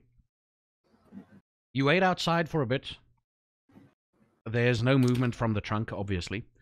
And the first thing that assails your senses, both John and Olivia, you hear a car and then you smell it. Miasma, like miasmatic. I think I'm pronouncing it correctly. It's the stench of Close death. enough. Essentially, the stench of death. I actually never thought something would smell worse than Carl's car. Oh, you sweet, sweet summer child. How is Theo driving in that? I'm surprised she hasn't died. Oh, eventually you see a Ford Bucky or a pickup truck. Theo sitting in front, next to Nicholas. They park. You guys get out. What do you do? Charm to it. It's a white Ford Bucky. So I get out and I say, and I look at Theo and I say, I will never subject us to this kind of insanity ever again. If it wasn't mine, I would burn this car, honestly. But it's You hang I'm out the with us sad- now, hon. It will happen again. It made it here in one piece. I mean, which is actually quite, quaint if you think about its rustic exterior. no. It's not. No, Look let's at these not think about seats. it. I'm sorry. I don't There's want a- to. No, stop talking about the seats. Let's just go inside. John, do you and want then- to end this or? I'm gonna let them continue to wallow in themselves. That's fine by me. So I look at John, and I say, John, would you mind helping me with the statue? There are pieces, and it doesn't make any sense. Yeah, It's like, because it was your idea, and I said we shouldn't have brought it here. okay. Please Do you want be careful to stop with the haunting? my work. I don't want any I think more it's a damage little to it. late. I think it's a little late for the statue, Theo. I'm gonna be Theodora, honest with you. This statue is, for all intents and purposes, completely broken. It contains the rotting remains of a child, and it's haunting you. That ship has sailed. It's time to move on Also, with another decaying corpse statue. your obsession with the petrified remains of a child is, quite frankly, rather disturbing. It's not I the the only fact one that who it's does the child, it is the statue itself. I Well, couldn't care yeah, less well- who was inside of it. With I'm That gonna is my intervene. problem. Can I get Does my anyone see this? stone? Can I get my stone? Oh, God. Yeah. Sorry. Precious. Thank you. Is anyone else perturbed that she literally does not care there is a child in here? How goes the interrogation, which I'm sure is far more delightful than our excursion? At this point, the previous driver that took you from Kimberly to here, approaches the group. He's like, "Excuse me, I just told Mistress M that we've entered Bloem. She's gonna expect us shortly. We'll be there. Mhm. Okay, but I need to drive you there." We will be there. And I go back to the boot, take some lotion, sear up my stone. You might not want to watch, and I shove it up his ass so I can track him later in case he escapes. Just in case. It's a little backup plan. I do it very elegantly. Okay. As best as I can. I just shove that stone right up his rectum. Ow! He might feel it later. He might not. What he did. It that might fall night. out. Exactly. But I'm just Yeah, gonna try to it's- get it in there as best as I can. You could have just. That's Put not it the in his best mouth. way to make sure that it stays. No, in them. because if he Yeah. chokes on it, he dies. No. Unconscious. He's unconscious. Oh, God. Okay. Just That's fair. pop it up in there. That's fair. Go wash my I hands. mean, it's so much. Coronavirus. Corona. Do the Um, stages. so I I'm done didn't with see my. this, thankfully. It was Yeah. at this moment that Zephyr realized he did not expect that. Shit. You gotta take precautions. Okay. I am shocked at what I just witnessed. That is what shocks you, not that you're carrying and lugging around a decaying corpse A in dead statue. child in a A dead statue. child in a statue that's oozing out. That's Who was less murdered. disturbing. Horribly, by the way. Sorry, I About didn't hear that, we that. know who murdered her. It wasn't actually physically the dad. So the dad did sell the child to a man named Stefan. Stefan played a little too rough, got her killed. So we need to go back Okay. to Kimberly. So this is problematic because Belinda has it out for her dad. Didn't mention anything Well, about Stephen. And It wants is her her dad, dad's fault because he did sell his own daughter. which makes perfect sense. But I'm concerned as to why this Stefan person wasn't mentioned. Well, I don't know. I guess when Belinda pops up again, Do we know the location of Stefan? yes, we do. But right now is not the issue. Right now, we need to go.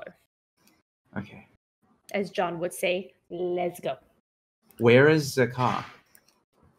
Does Oh, it he- matter? Not It coming does with matter us. because I'm not leaving the statue unattended, nor am I taking it to Mistress M. We if should it's have in left it if it's in the there. library, it's not unattended. is Yeah, what And I'm also, saying. I don't Zakar know wouldn't how mind. Zakar will feel about a decaying statue in his library. Well, I'm sure he won't mind just keeping an eye on it for. We an couldn't hour leave or it in the so. gallery. Belinda is doing the most, and I'm worried about what will happen to the actual core statue if she causes more shit. So what you're And saying I'm worried is, about my other statues. You what don't you're get a saying say in is- this. She already You- destroyed a wall previously. So what you're saying is you thought it was much smarter to bring an uncontrolled, undirected haunting to a building that's holding multiple artifacts because that was fucking safer. You are a moron. A building that's also warded and under the That protection. she'll be inside the wards so they can't Okay. stop her. But You're an Zakar's- idiot. Well, Theo, that's do you want to me. go look around the flower over? Let's, Yeah, let's go. We should do Are that. those Wow. moonflowers? Yeah, that's So- beautiful. Am I able to use? I suppose it only works on humans, doesn't it? With the I'm trying to see here. What do you want to do? I'm just looking. Daunt. Daunt. Does it work on vampires? No. Instead of attracting people, the vampire uses presence to repel. Oh, this This is how- no. That's most humans because vampires are sort of Immune to not psionic immune, abilities. but not immune. But you try They're something just on a differently vampire, they'll be wired. like, hey, what are you doing? Okay. Yeah, unsuspecting mortals are usually the most fun. Okay. So Speaking I of look an at John Andrews. unsuspecting mortal. Yeah, continue on. Nothing. Continue. Yeah. So I look at John Andrews and obviously I understand the intimidation, but I'm also like nearly a century older than him, and I'm not really that phased. And I say, well, John Andrews, you are very welcome to that opinion, but it is what I decided to do, and this is not a mess of my own making. And so if you would like to rectify it and remedy it in a way that you find more suitable, you're welcome to do that. We no longer have time. We need to go now. Well, then I don't know what you want me to do about it.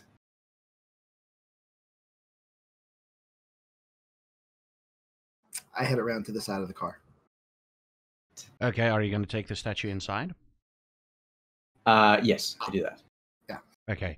So there's about 3 pieces of the statue. Do you take? I take it. John Andrews takes 2, and you take the smaller no, piece. I'm not I'm not helping him take the statue. Oh, you're But not. I I am walked around suddenly to the side of wary. the car. I am walked around to the suddenly side of the car. wary- I gently open the handle and sit inside and wait. I am suddenly wary though of what he said to me.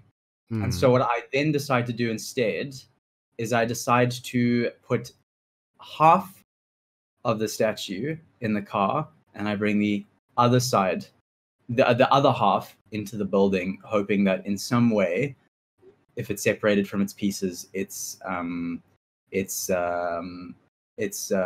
like ethereal manifestations are weaker. Okay. The car that we're taking to the mistress. You don't you guys have your own car? No. Yeah, we have our own car because the driver came to pick us up. Well, we're all Yeah, going to but have to that's the car take we're that getting car in. because she thinks we're all together. Yeah, but the he's leaving driver. the piece in the truck that he borrowed from that As guy. you're saying that, John, you realize that she doesn't know that Nicholas is part of the group yet. She's expecting. fair point. She's expecting the four of you, if you know what I mean. Maybe I should. Maybe I. No, I don't want to do that. But you take the one piece. Are you taking? There's three pieces. There's a very large piece, the bust, and then there's a bit flowery piece, a hand that holds a flower, an arm and flowers that's being held, and a leg that's been broken off. You know what? I'm actually rather ask an expert on the situation. Also, it is his building, so I might as well ask Zakar what he thinks I should do with it. Are you gonna bring it in? No. Oh, you're No, gonna I'm talk not. to him first.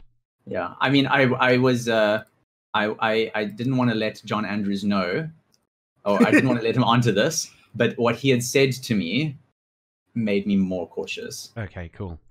Are you guys done fighting? Can we come back? I mean, we just had a great walk, you know.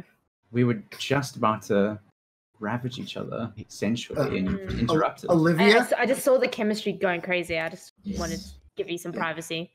Thank you. Olivia, Very how long have considerate. you known me? I'll never be done fighting. I know, I won't lie. I kind of feel offended that it's not you and me anymore, John. I feel like for once we've been more on the same side. It's kind of disgusting. I know, right? I'm sure we'll actually- get back to hating each other soon. I'm not worried. We about have it. to. It's just Yeah. the dynamic of the group is a little changed because of him. Okay. By the way, Theo, where's my jacket? It's on my desk. Don't worry. Amanda will take care of it in the morning. I feel naked. And afraid. Sorry, but there's no dry cleaners open at this time of night. It should be. It's true. To make the conversation between you and Zakar short, you tell him what you want to do. He's all for it. If you roll me, I'm going to tell you now, I need you to do one roll, Nicholas. If you roll me, let's call it wits and awareness. No. Just Awareness Wits. insight. Sorry, it's insight and insight and manipulation. Insight. Where am I looking for that? It is under Traits or attributes. You skills? check under traits, Oh, insight. I see it. Oh, Yeah. insight, and then. manipulation. But I think it's manipulation insight. Oh, yes. Yeah. No, it's insight manipulation. Okay. Oh shit. What What does that mean? That means we're about to need a new party member. We're gonna. What was I We're gonna even? We're gonna. have another fight. The beast is coming out. Wait, what was I even trying to do? That So you're- warranted this role. Zakar told you, bring it Uh-huh. in, Uh-huh. and in the way that he said it, wasn't cool for you. Something bothered you about it. So you were Okay. trying to figure out what he means by bringing the statue in. And you hear an all too familiar voice. What does your beast sound like, you think? I actually imagine the beast to sound like Aleister Crowley because he was always referred to as the Beast of London, and also because he was a he had a sensitive side. He actually wrote very beautiful poetry about me Okay. after we had broken up, but he was a brutal, warped man who took joy in very, very strange things. You hear this voice going, all right, he's telling the truth, mate. He's really telling the truth. Let's go with that. We should bring this in. We should bring the statue in. Sorry, that's my best freaking British accent I could pull off. You know what? It was more like I know it's a pompous, like a posh accent. yeah. But I'm not going to pull that off. That's fine. I love it. It's such the creative license. Is, Yeah, so So- the beast is literally telling, yeah, let's bring this in and see what happens. But did he sound weird about how he was telling me to bring it in? He did sound weird, didn't he? Something inside you, yeah. Something inside you said, why is he so eager to get it here? So what is he hiding from me exactly? Maybe you should bring him the statue and check. I should ask him. I should ask him what he's hiding from me. Because why even talk to me like that to begin with? And I go back and I storm back inside. I say, what do you mean bring it in, Zakar? What do you mean by that when you say bring it in? Like I'm some errand boy. We need to keep it safe. Outside, really? It's less safe safe than inside, yeah. Well, that's really convenient, Zakar, because the last time we tried to keep it safe, it nearly burnt a whole house down. I'm exaggerating, obviously. I'm talking about, like, it poking a hole. But, like, in my mind, I'm like, it burnt a house down. Like, so what do you mean safe? Are the wards going to keep it safe? Yeah. Are you going to keep it safe? And then, like, while I'm moving towards him, I take there's a wooden chair by the tables, right? Mm-hmm. I grab it by the back and, like, at like rough neck breaking speed, I just smash it against one of the walls. I say, was that chair safe, Zakar? What did you do to keep that chair safe?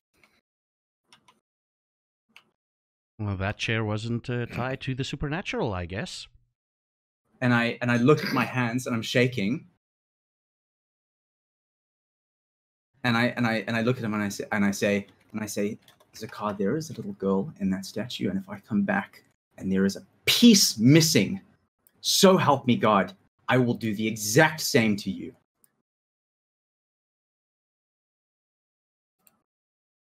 And I storm out.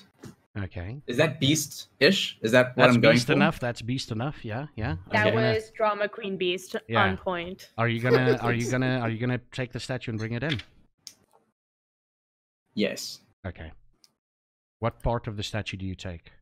The flowery bits, the leg, or the one arm? Yeah, is this a Turador thing? We have to hide all the chairs and sofas.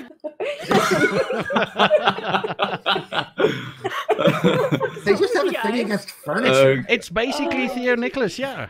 It's the first thing I could find. I was literally thinking you were going to break a... I was literally thinking... the furniture from Turadors. Yeah. I think we need a chair emote. Yeah, like a BTTV emote. Yeah, we need a BTTV emote, but I was literally thinking you were going to stake the poor bastard. Well, you wouldn't. It's a car. He's pretty... It would have been nice to see him try. Yeah, it would have been. Yeah, it would have. But so when I'm walking out, I look at John Andrews and I very smugly and bitchly say, Zakar thinks it's a good idea.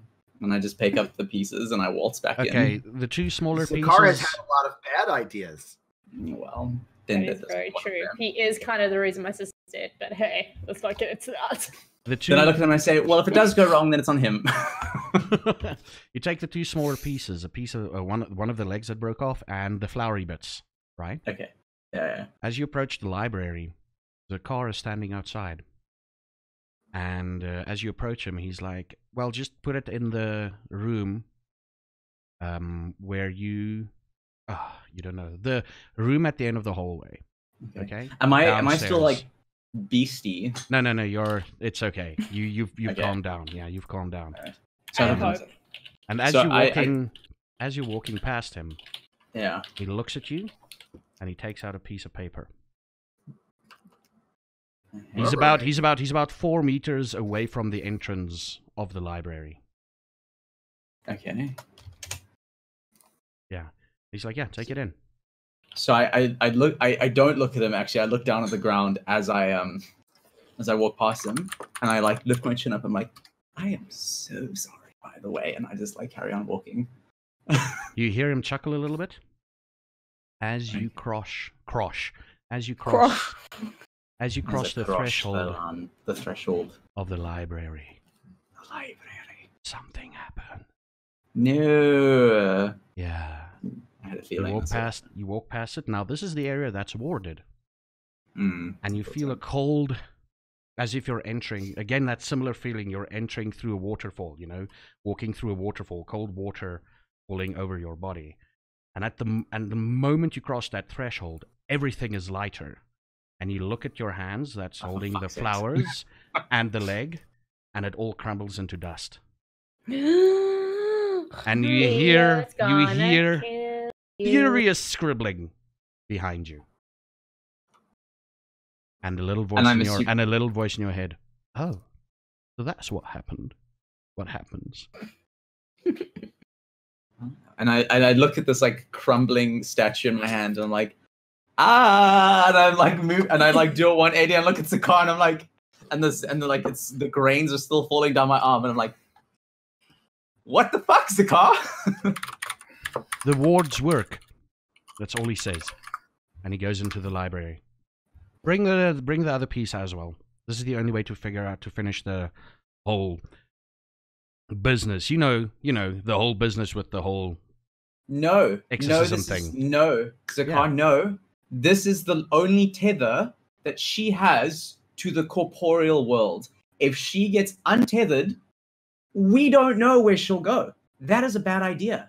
Why would you do this? She could go anywhere, and we will not know where that is until it bites us in the ass. You see him focus for a few seconds, and a quick glint in his eyes, and he's like, no, she's here, trust me, and she's nowhere near that statue. So she's now locked inside the library? No. She's right over there, and he points to a car. To a car. So then why am I bringing pieces of her into the library if she's no longer tethered to the statue? No, she goes wherever she pleases. She's a spectre. Never stopped her before. She's slowly turning into a spectre. Then why do we need the statue, Zakar? You tell me. Bring the other piece in so that it gets destroyed as well. Let's see if that's destroyed. Maybe it's to do something to do with the size. You know what? Fuck it. I'll go and get it. Why don't you do that? We need to go. Okay, you do that. I'm gonna go because this is fucking weird. And I jump in the car. You jump in the car. So Okay, it's a tight fit. You're used to having a kid in the car with you. It's a tight fit. I avoid eye contact with John Andrews, and I'm just like, Yeah. got with me. As you're sitting in the car, you see Zakar walking with the big piece of the statue, crosses the threshold. The same thing happens. It turns into dust. Theo, did you see that? Theo, where did you get your makeup? You saw that all from the car. No. I wonder if Theo would have seen it. I don't She was know. too focused on her nails. She was busy with her nails, yeah. So as it's happening, I'm like, Theo, where did you get? And I'm like literally like moving around so she can't see it. Where did you get that? And I look at the what she's wearing. I'm like, that, and I'm like doing an eeny meeny miny mo, and I just like land on her jacket. Oh, this? That. It's from DKNY, honey. Amazing. Thank you. I You lean should towards really- John, like I scooch up to his ear. Have you considered moving like more important. this way? It's your best. This is your good side, darling, and you really shouldn't. No. Both sides are my good side. Mm-hmm. I just look at Olivia and I just So chuckle. So good. So if you guys are done flirting, can we head out? 'Cause Mhm. I Like kinda wanna now. get there That before would- dawn. yeah. Right now. Okay. Right now, drive, please. Drive. The guy in front of the car starts driving. Okay. And Just gonna look at the he statue. reverses and he points the car towards the exit of the university grounds. And he starts whistling a tune.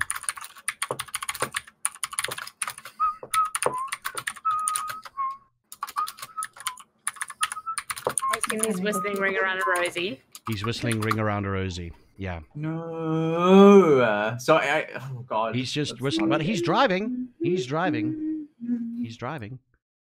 And eventually you get to Mr.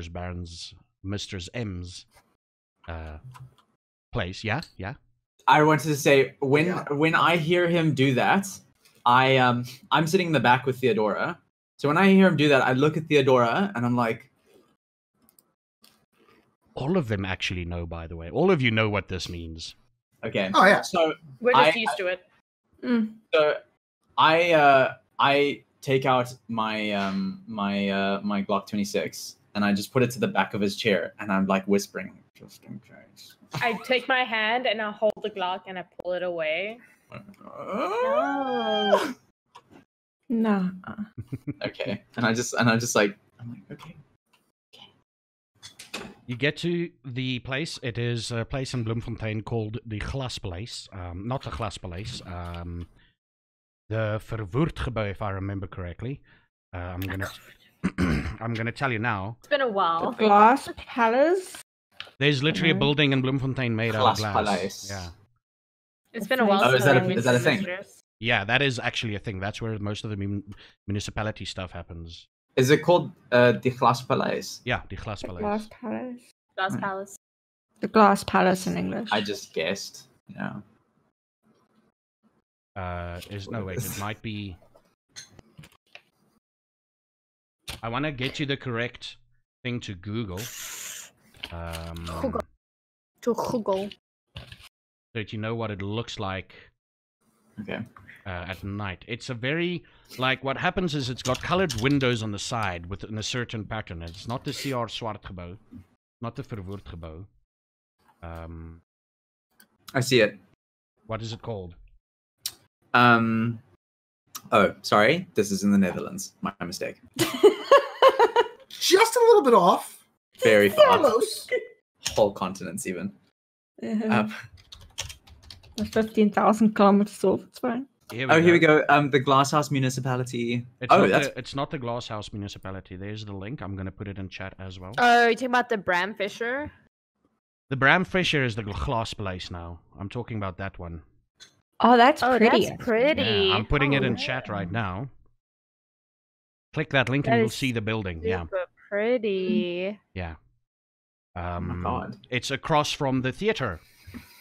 Actually, if The you go to theater. the theater, if you go to the theater at yes. night and you're in intermission, you go to the balconies and you look at that. You look straight into that. You get there. It's lighted up. There's about 3 or 4 guards outside. And your phones goes off. All your phones vibrate. Okay. And it's a message from an unknown number saying, everybody, meet me at the place. Meet me at my barony. We're gonna have some fun tonight. Jackson, you bitch, you're already here.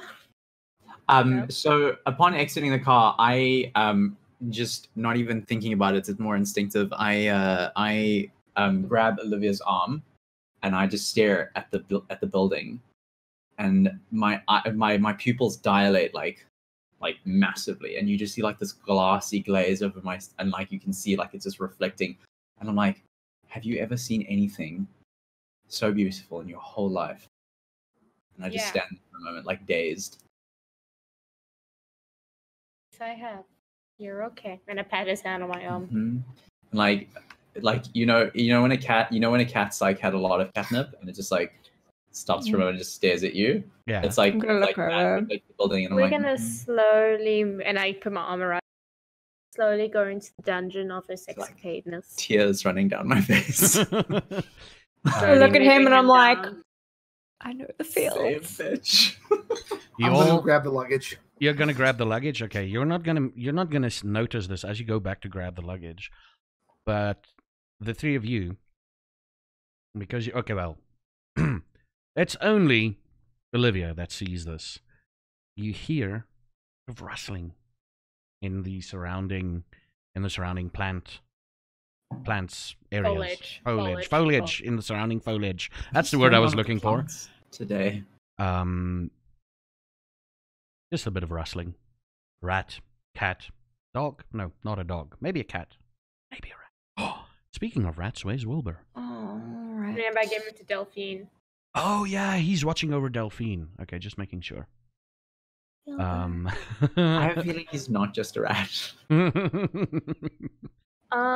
He's a You guys rodent can of handle unusual yourself. size. You guys can handle yourselves. I slowly push him towards the entrance to the Baron, and I go towards the foliage just to, you know, kick it around, see what's there. I've learned enough from this thing that you gotta double check your background. Nothing that you can see.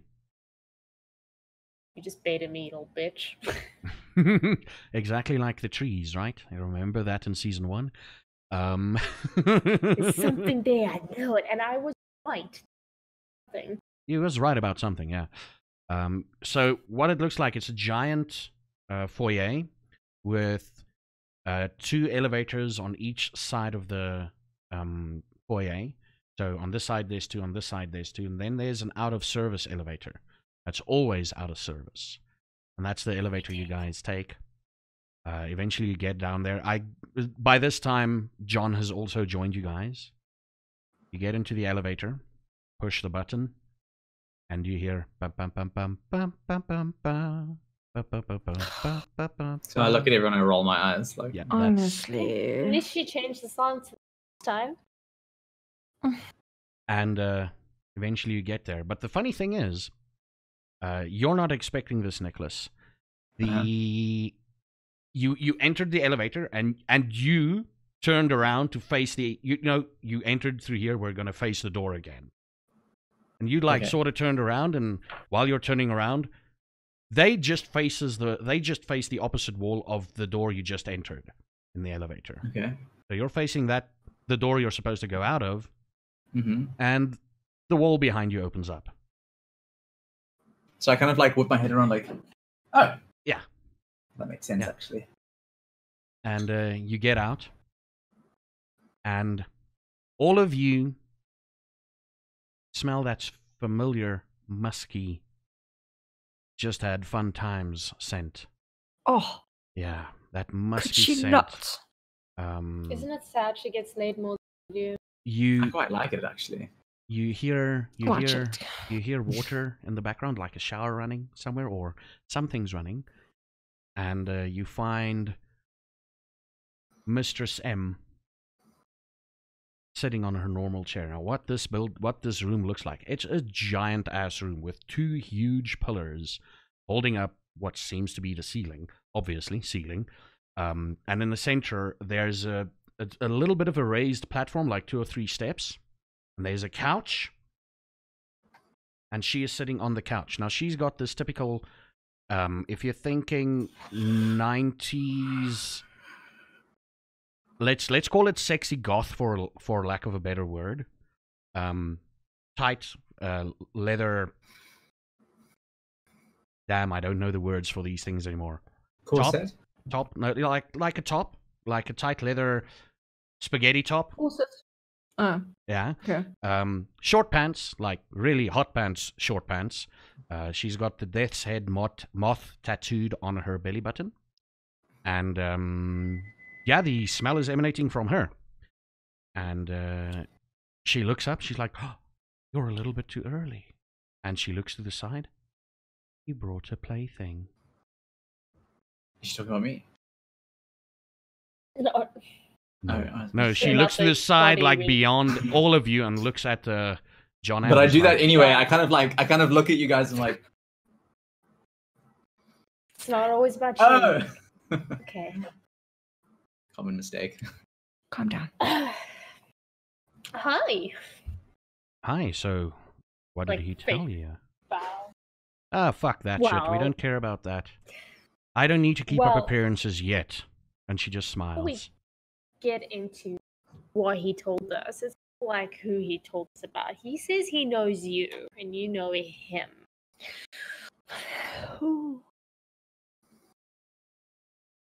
John, do you want to bring him a little closer? Her eyes widen a bit. She's like, no, bring him closer. So I just grab him, like hold him by the back of the head, and just turn him over. Yeah, But we were worried that it's because he heard us mentioning you that he brought it up. So really, Oh, we don't you know. mentioned me in conversation. How casually do you mention me all the Nicholas? time? He was unconscious. To be fair, we just think that believe- maybe he wasn't. I don't And I think kind of we've just met. like pull down on his shirt from behind, like Mhm, tug it mhm. really hard, and like dig my nails into Nick's back. Shut And I'm like, and I didn't know anyone was there, to be honest. So, I don't believe we've met personally. so I like kind of shrug under the nails, and I'm like, terribly rude of me to start that conversation without an introduction. My name is We're rude to Nicholas talk. Pollitt. Nicholas a Pollitt, why pleasure does to meet that you. ring a bell? Oh. You may have heard of me. I'm actually I'm in the entertainment industry, so I noticed there's a okay. theater next door. Yeah, I'm sure you peruse probably. some- Probably. And May how do may you I know? say, And she stops, Guys, yeah?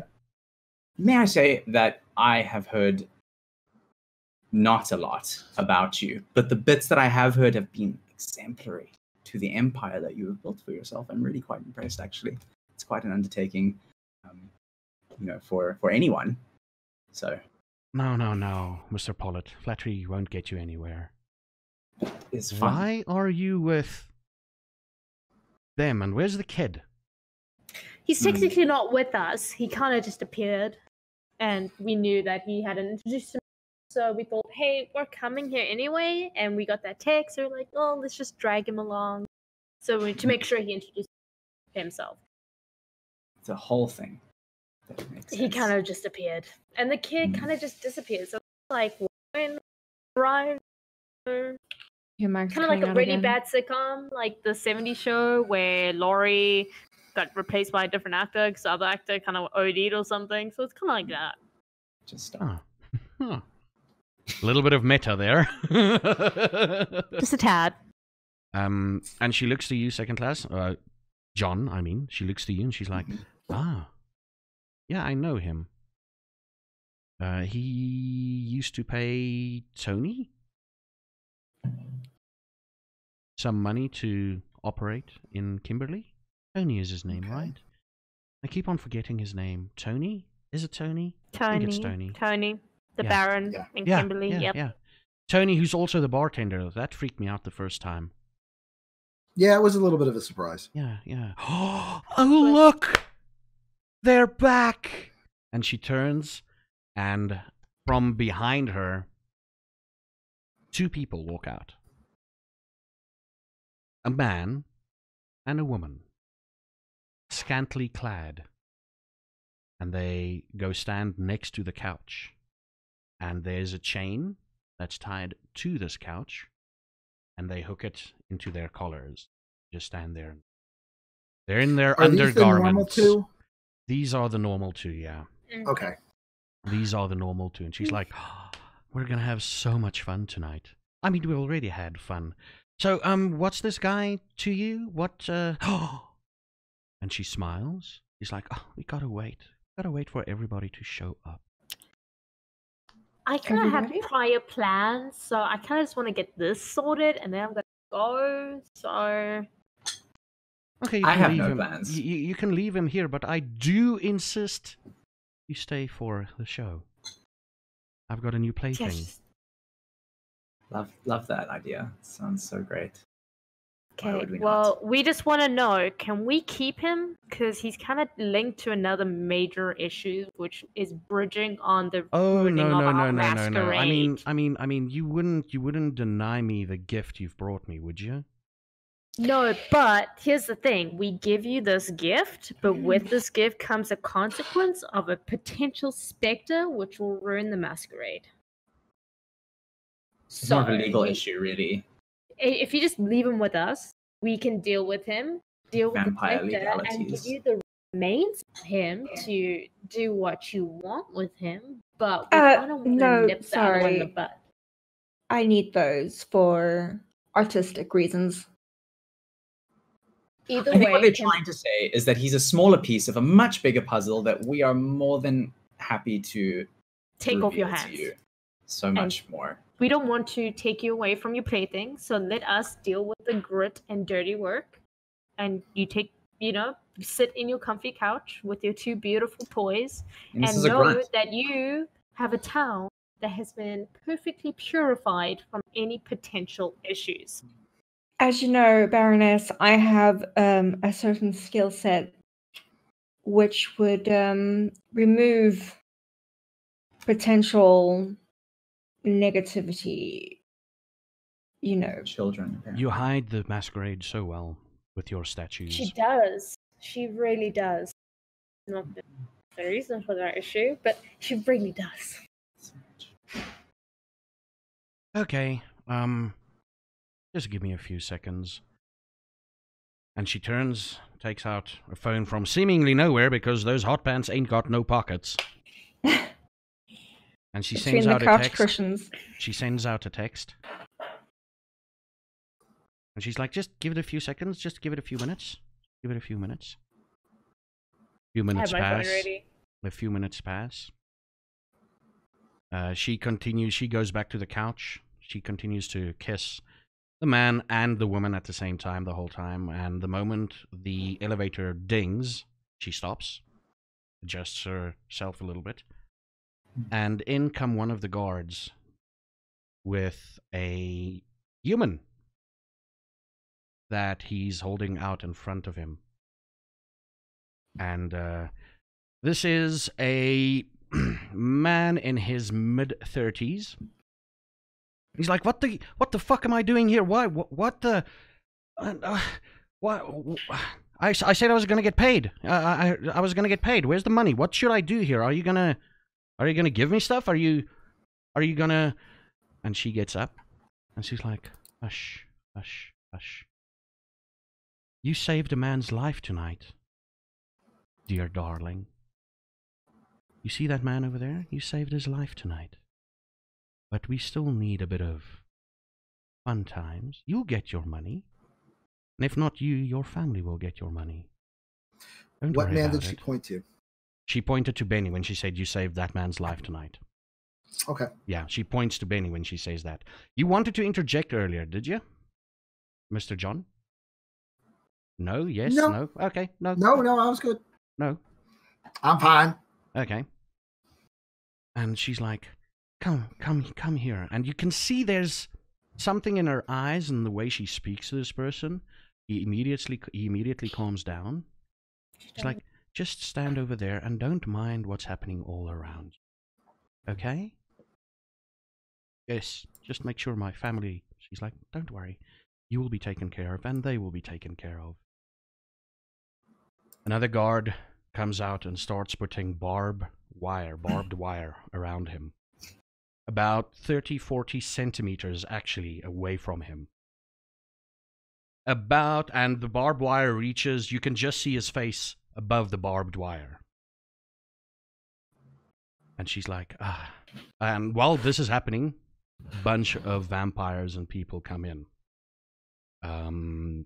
You don't recognize most of them. You do recognize the owner of... You do know about the owner of Scarlet Room. She's there. A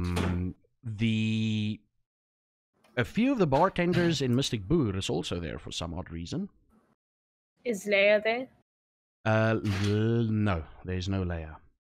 There's no Leia. I is human, isn't she? Yeah, but she was there at the last meeting. She knows about. Yeah, Oh. there's no Leia. And I note that. everybody fills in. If you guys still want to talk around with you, what do you think is happening? I think Something that this- we don't want to be a part of. I think whatever's going to happen, it's not going to be good for us. I think it's going to be the vampire equivalent to popping open like a beer keg. Barbed wire. Yeah, you use the barbed wire, and then you constrict him until he's bleeding profusely from all over his body, and then you suspend him, and then it becomes like a shower, and everyone gets to partake. Oh. You have an I don't know. interesting mind. They're vampires. I'm sure they do fucked up shit like that all the time. I'm just saying. She Ever seems seen, bad. like... It reminds me of Blade. The She intro scene. looks at all the people gathered. She's regained some of her composure. And she's like, I found a new thing to show you all my power. To show you all what'll happen if you stand up against me. Now, I'm pretty sure we could have gotten one of us, but there's so few of us in this town, I don't want to waste another one. And she smiles when she says another one. So, I thought we were getting a gift tonight, all the way from Kimberly. But apparently that's not a gift. And you hear a couple of the vampires go, oh, oh, fuck. You hear a bit of mumbling or like, oh, fuck, someone denied her something? You hear something along those lines. Pity. I And didn't say that, obviously. Thinking. yeah, she walks over to this mid-30-year-old man. And she's like, will you drink something for me? And he's like, of course, I will. He snaps her fingers. One of her pets brings forth a tray with a glass of yellowish liquid in it. And she feeds it to him. And she's like, there. Everything is going to be fine. And all of a sudden, you hear music over there booming in the auditorium, in the throne room, whatever the hell you want to call this. And it is Dance Monkey. And I'm not going to sing that. And she intensely, while this is happening, she intensely looks at this, to the center. And the guy is standing there, in between the barbed wire, and he's tapping his foot. And he's starting to sway to the music. And he's slowly, like, every now and again, he would brush his hand up against the his arm against the barbed wire, and it would cut. But and you can see a clear expression, like when he turns around, he's afraid. It's shock at what's happening to him right now.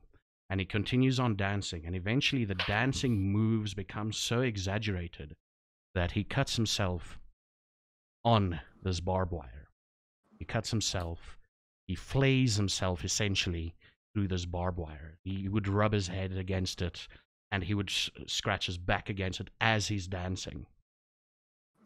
And the song plays about 3 or 4 times, and eventually there's a bloodied piece of mess in the center, where in the middle of the barbed wire section. And she's like, Mistress M is like, aha! It works perfectly. It works perfectly. So please keep this in mind if you want to, for the future reference, you know, if you bring me a gift, make sure your intent is to share it with me, or to give it to me at least. This is just one of the few ways we deal with insurgents here. I have been your Baroness. Don't let me detain you. And she goes and she sits on the throne and waits for everybody to leave. What do you do? I just stand still looking at the body. I look back at them and I'm like, do it loud. Sure. Just. I'm obviously, like, internally I'm very, very upset by what's happening, but I've lived long enough to maintain composure. Everybody starts filtering out, the rest of the people. And she's like, well, he's connected to you somehow. Get the info from him. Sort that shit out. We can't have the masquerade breached. And, oh, hey, Sam, come clean this up, please. Thank you. You'd be so kind. Guy walks up, cuts down the barbed wire, starts slowly cleaning it. What do you guys do? I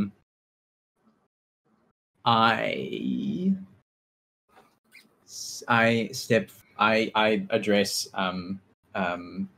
Mistress M, and I say, please rest assured that this is the beginning of a much greater gift that we will get for you, and we appreciate your patience in the matter. My patience is running thin.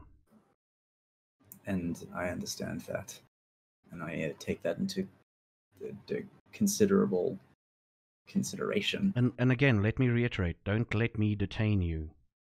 And she smiles. We'll be on our way. I'll remember that. And I kind of, like, stand there waiting for a dismissal. I just head towards the elevator. Oh no, she doesn't pay attention to you anymore. Okay, then I follow suit with the rest of them.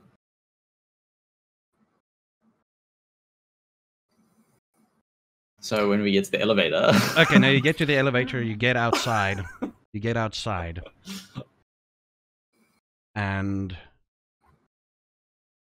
who's that? So while we're in the elevator and the elevator's going down. Going up, so, yeah. Whichever. So, Nicholas, can you God. explain to me how you lived this long telling princes and barons that you wantonly break the masquerade? I didn't do that.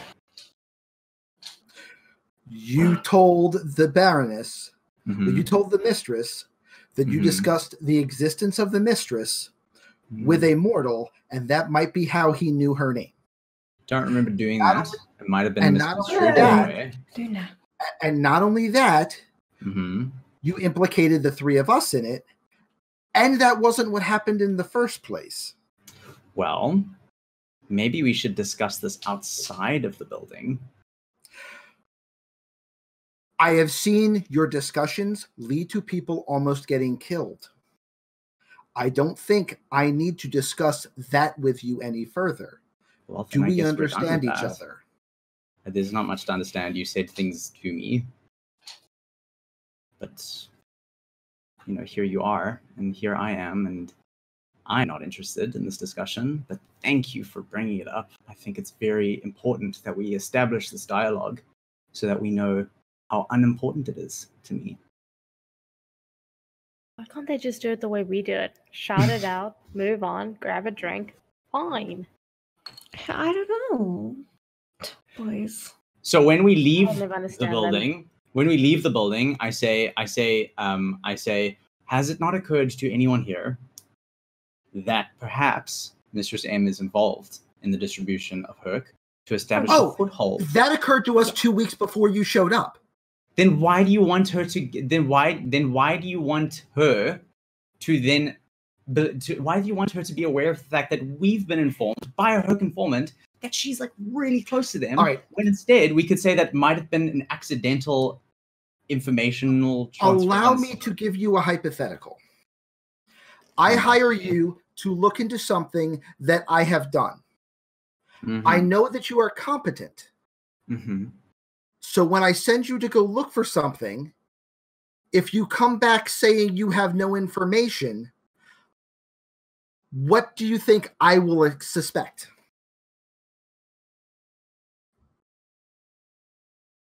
There are so many variables in that hypothetical, I don't even know where to begin. First of all, a tactical mind would expect that you're lying to me. And if I think you're lying to me, I don't know what you know. I just know that it's dangerous, and I kill you right then. But we bought something back, and she knows that we know. How she decides that we found out is a completely different issue. Because if she knows that we found out directly from him, then she will begin to suspect that we have suspicions. And if we have suspicions, who do you think becomes the liability in the situation? Not the person she's about to kill, because she was going to do that anyway. But now she has 4 competent liabilities on her hand that could threaten her whole empire. Oh, as soon as we got hired for this, we were already in that dance. Okay. As soon as we had to investigate something that she was potentially involved in, we were already walking on that tightrope. Okay. So other than your evident physical prowess, what exactly have you contributed to this? Well, until now, I've managed to keep this coterie alive. Well, you say until now, yet here we stand, perfectly unscathed, and for all intents and purposes have gotten much further to achieving our goal, which I've just become a part of, unwillingly, lest you forget. So what do you want me to do about it? John, do you mind? Okay, Nick. There's a lot of layers to this that you still have no idea about. Mm-hmm. Like an onion. Like an onion. It's just like you peel one, there's another one, it makes you cry. I you're understand fine. the metaphor. Okay. Mm-hmm. So, we can't tell you all of them. It's just, there's too much to go through right now. And that's fine. On the other hand, you might have unwillingly joined us, but we unwillingly took you on too. Okay. But you have to understand that if you're going to keep me in the dark about these social nuances that you have with your employers, you can't get angry with me when I don't know what the fuck is going on half the time. I understand that, but we, in our defense, did not have kind of the time to fill you in on everything. From, you know, me trying to murder someone I actually fucking give a damn about, to you going off to go get a statue that gets destroyed. What? Theodora, the Finish that statue is sentence. gone. You need to get over it right now because, first of all, that is disgusting. Second of all, you knew it was going to happen anyway because that's what we were going to have to do to get rid of your haunting. So you need to decide whether you want a fleshy, rotten-ass statue of a child, of an actual child, and be haunted forever, or if you want neither of those things. Third, can we point out that the plan to keep it safe that Nicholas thought was a good idea is what got it destroyed? Actually, it was Zakar who got it destroyed, so you might want to take that up with him. Okay, and it was before we actually a plan that worked continue- into it of itself. Before we continue, how about we go to the library, where it's a little tiny bit more secure than, you know, right in front of this door, and we can just hash it all out there. But Right. on the way, can we please just not talk? Sounds great. Thank you. I'm fine with that. The car ride back to the library is quiet. Aside from the guy whistling, aside from the driver whistling that same tune, and That's really disturbing, by the way. it is really. Can I hit him on the head with my nail file and be like, "Shut up"? Do we know why? Do you guys know why he's doing it? Oh, do you Just 'cause it- do you do that? Shut up! You do that? Don't. Yeah. Don't. Okay, cool. Oh my god, Theo. I need to roll 4d6s. Bad. It is from all over again. Not 4d6s, 4d10s. Does he work for Mistress M? I suppose I don't know the stuff in game, so I shouldn't be asking. You could surmise that he's actually, because he came up to you guys and said, "I told Mistress M that we've just arrived in Bloem." I suppose. Yeah. Theo, I love you, but get the fuck out of our country. He stops whistling. He stops whistling, Ring Around a Rosie. And the first thing you hear is a little girl's voice going, "Ow!" And the next moment, he's like, "What the fuck?" And he loses control of the car. I am going to have to figure out how the hell, if at all, any of you are going to take damage. Yay! So the car Knowing is my rolling. luck, it's gonna be me. The Give car me is the other rolling. foot. It's gonna be me. Like, gonna be none of fine you, with it. you're vampires, right? You don't need seatbelts. Do you? I put mine on anyway out of Not habit. really. I already have superficial damage, so let's just add to it. Okay. Can I like mom arm Oh. everyone? To be fair, as long as there's not any wood interior, then I'm not that worried about it because It's it not a won't be any Jaguar. damage. Let's just quickly see how badly he crashes the car. Yay! Oh, he just hit a tree. It's fine. Just a little bumper damage. Yeah, he just hit a wooden source. It's fine. He regained some control. He basically ran into a lamppost. Yeah, that's the word I'm looking for. He crashed into a lamppost. He had a seatbelt on, so he crashed into. Freaking airbags came out. Airbags hit you. I take it Theodora is sitting in the front. Mm. You tapped him, you went back, and as you went back, the emery board flew off into the distance. Airbags popped up. You got at least one superficial damage. I'd give everybody like one extra superficial damage. Now, if you've already got superficial damage, that turns into aggravate. Oh, but you drank blood. That turns into aggravated. If you've got superficial damage and you didn't try to fix it, that turns into an Wait, do we I stick did on drink damage? blood, but would it work straight away? You I have put to it this physically time. focus on it, yeah. Oh, Yeah, the no, I didn't. humanity So is I just got a line? aggravated damage. Yeah. Your damage It's not my is... thing, I think. Oh, balls, what's this? Oh, fuck. What? It's health, so it's just a line. I just quit the roll 20. I'm coming back, guys. Okay. I'm coming back. Fuck's sakes, Theo. Every time I'm around you, the damage is real. mentally, emotionally, and physically. It's not my fault he can't control the damn car. You're the one that tapped him on the fucking head. It's just a nail file. To be fair, I don't think anyone could have anticipated that reaction.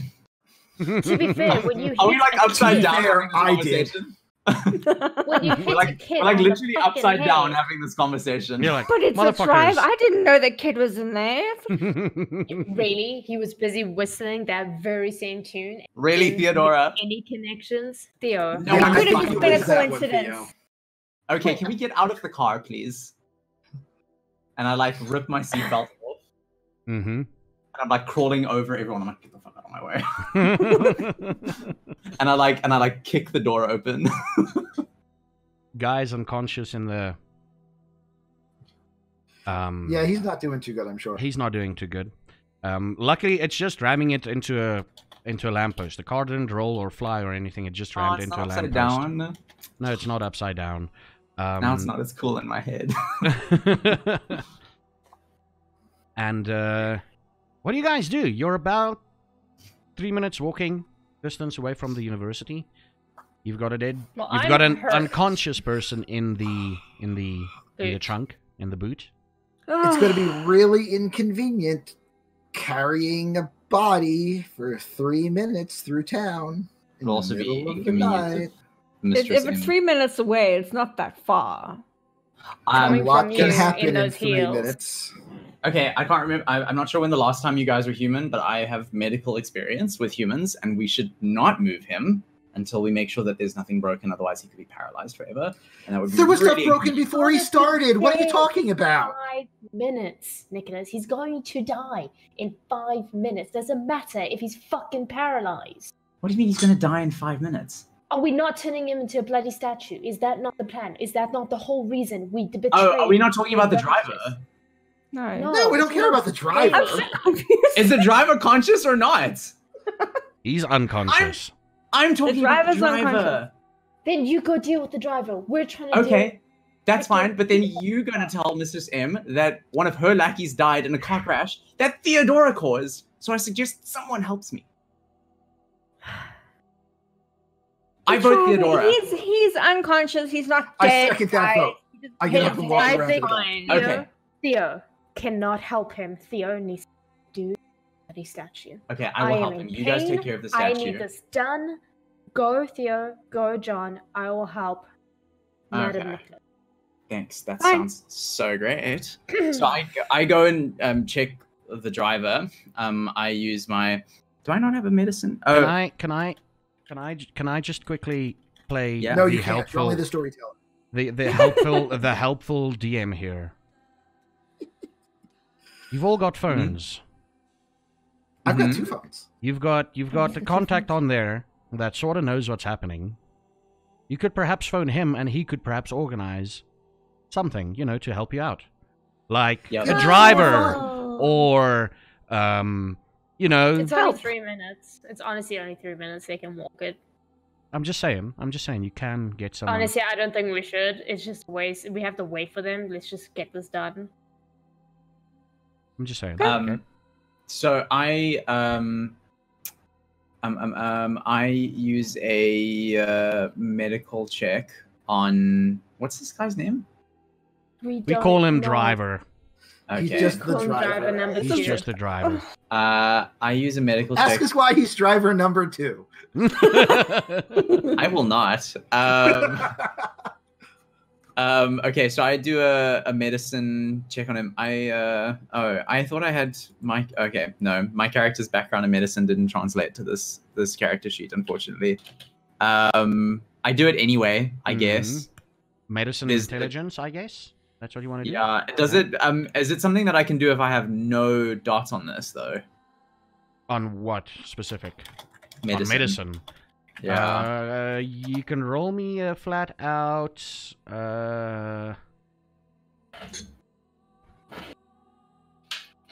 As far I as think your- there might as- have been, as far sorry, as- Zappa, I think there might have been a mistake on this. I've put 3 on politics, but none on. Oh no, actually, that's right. Never mind. Yeah. Sorry, carry on. As far as you know, this guy's just unconscious. You could just phone the hospital Get them to fetch him. Get him to fetch him. It's quite cool because the hospital... That way is the university. The hospital is just down the street. Okay. Yeah.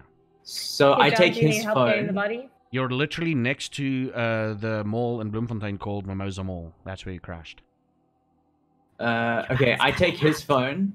I call emergency services, and I just very briskly say, there's been a car crash. There's a man that's unconscious in his car. And I give the address, and I say, please hurry. And then I put the phone down, put it back in his pockets, and then I'm like, okay, done, I guess. Are you guys bolting? I'm gonna stay. All right. I'm going to grab the body. Mm-hmm. I'm going to look back at Olivia. Don't die. I'm already damaged. And is there anything in the trunk that I could, like, I don't know, wrap him in to make it not look like I'm carrying a body? You could just do a weekend at Bernie's. It's Friday night at about... This is about 12:30 in the evening. You could probably just finagle it so that he looks like he's a drunk fucker you're trying to get home and you're walking home. All right, I'm going to drunk Probably. fuckery. Yeah, probably. I'm helpful here. I'm trying to be helpful here. I've given you guys enough shit. Tonight is my good DM side. And, good, yeah. So you guys... So Olivia is staying, and the three of you are walking towards the university. Now, if you look at... where is it? I think it's... It should be... I'm just trying to check here quickly.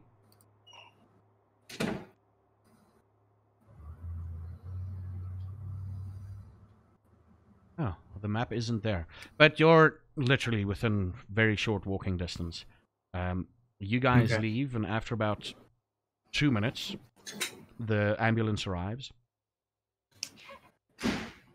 And the police arrives, and the scene gets cordoned off. And they're like, "Madam, can we help you? Were you Yeah, oh, I'm fuck, sorry, madam, I was- can were you part in of this accident? No, What happened I here? was How just drunk is he?" Honey, I'm trying to tell you. I was literally walking down the road and ran down. I saw, like, I don't know, I literally just got here. Could you draw this? The policeman is like, "Could you draw this for us? What you saw happen?" He gives you a piece of paper and you start drawing. I drew a question mark. I didn't see anything. I literally just heard the crash and ran. Ah. Oh, fuck it. Were you the one who phoned? It was a man who phoned, right? Right, yeah. No, it's a man. I'm sorry. I literally just got here. All I heard was like squeak. You know when those, what is it called? I was trying to fill them. You know when like the round things like get all like hard on the pedal thing, and then like it squeaks. You know. Madam, you can't be of any more help for us tonight. You can leave us. But can Be you safe. just- Do you is need there someone way- to drive you? Where is you? Where does you live? No, I'm good walking. I get my exercise. I just want to know that he's okay. Can I He's just, going to be like, I okay, get- madam. It just seems like he's knocked unconscious. Okay, that's all I wanted to know. Thank you. You do such a great job, and I'd like to like straighten off his uniform. Thank you so much. Have Thank a you, great madam. evening. Thank you, madam. Thank you. Okay, and I start walking And you start walking the in opposite way to where I need to go. Walk a long way around. Oh, so you basically walk around the hospital and then to the university, basically. Yeah, just so there. Okay. I just want to check he was okay. I need a D100 from the other group. Who of you are willing to put your lives on the risk with a D100? I will. Oh, hell. He's got good rolls. Huh. You encounter nobody. John Andrews, you encounter... Oh, definitely you encounter nobody, okay? No, definitely. With those rolls, you don't encounter anybody. Do we all have to roll? No, it was just one of No, you. no, First we're roll. good. We're good. Bam. The first roll. Luna! High five! No one notices you guys struggling down the street with a drunk person in Got a between bunch you. of drunken students. Yeah. And two well-dressed drunken students, actually. With a long ears. Drunken professors. Mm-hmm. Drunken professors and all that. You get to the university. The guy at the gate, the guy at the boom gate, is like, he recognizes all of you, but he's perplexed because he usually sees you in a car. But he lets you pass in any case. He knows you're here. He knows you're here to seize a car, or to go to the library. You like to do stuff. He doesn't even with those. Hey, Luna? Theodora? Yes. Don't tap the gatekeeper. The gate might explode. Oh, God. Sorry. And you get... Thanks to those D100s, nothing really fucking happens on the way there. This was the easiest part of the entire night for all of you. Yay! For all of you. Now we get back to Olivia. You start, thanks to that second D100, we're just going to add that in. We're just going to get you all together, so you don't have to disappear or anything. You don't have to disappear or anything. Sorry about that. We're just going to get you all together quickly. John, come back! Because eventually you get to the library at roughly the same time. Olivia ran the last bit to catch up with you I guys. limped ran it because I am damaged. You are damaged, but you can still pull it off. It's light. Rub some dirt on it. Yeah. And the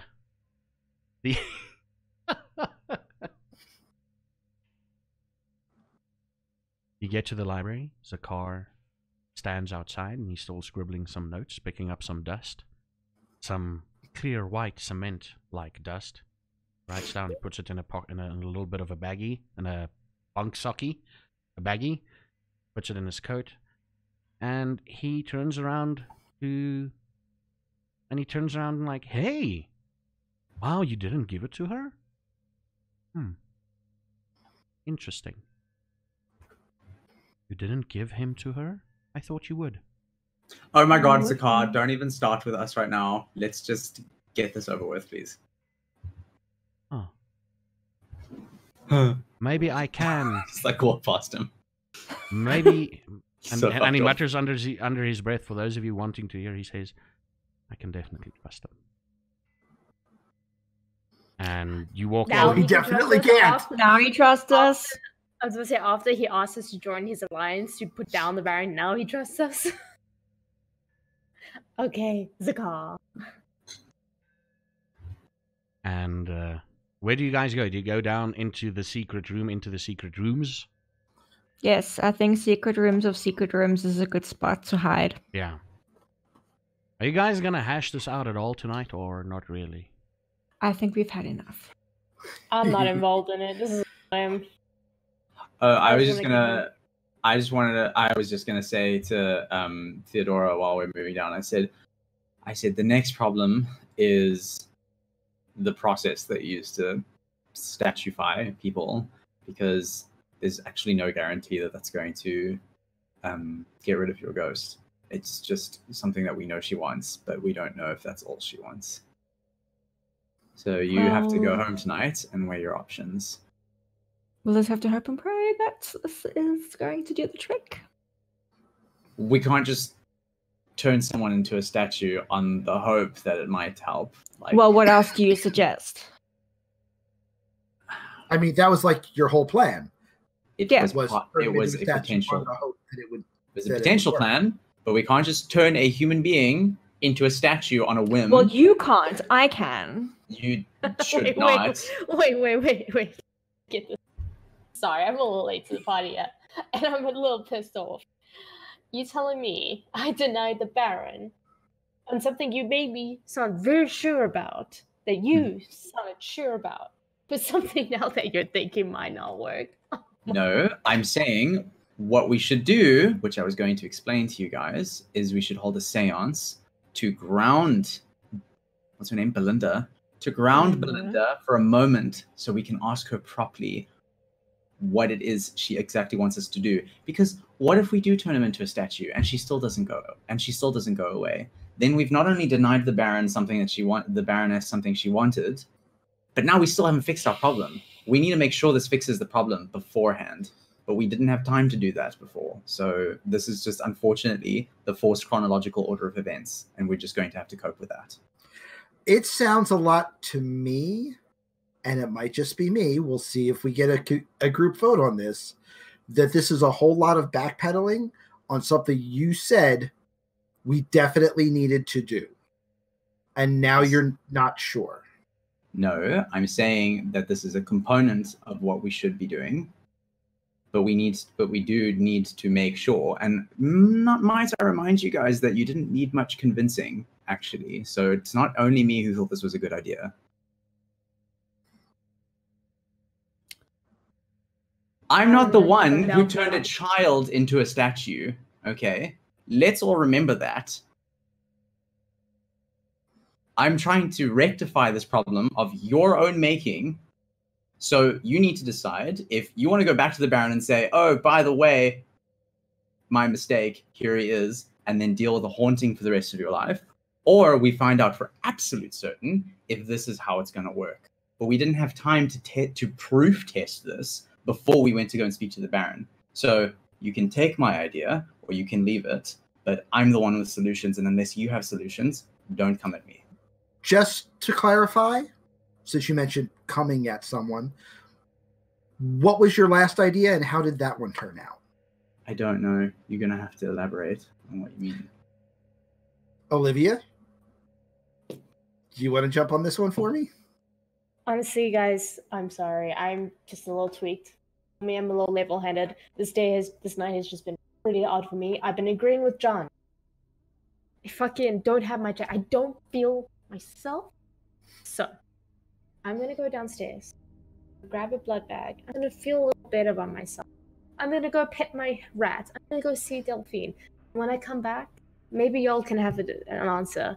For right now, I need a break. And I start walking downstairs.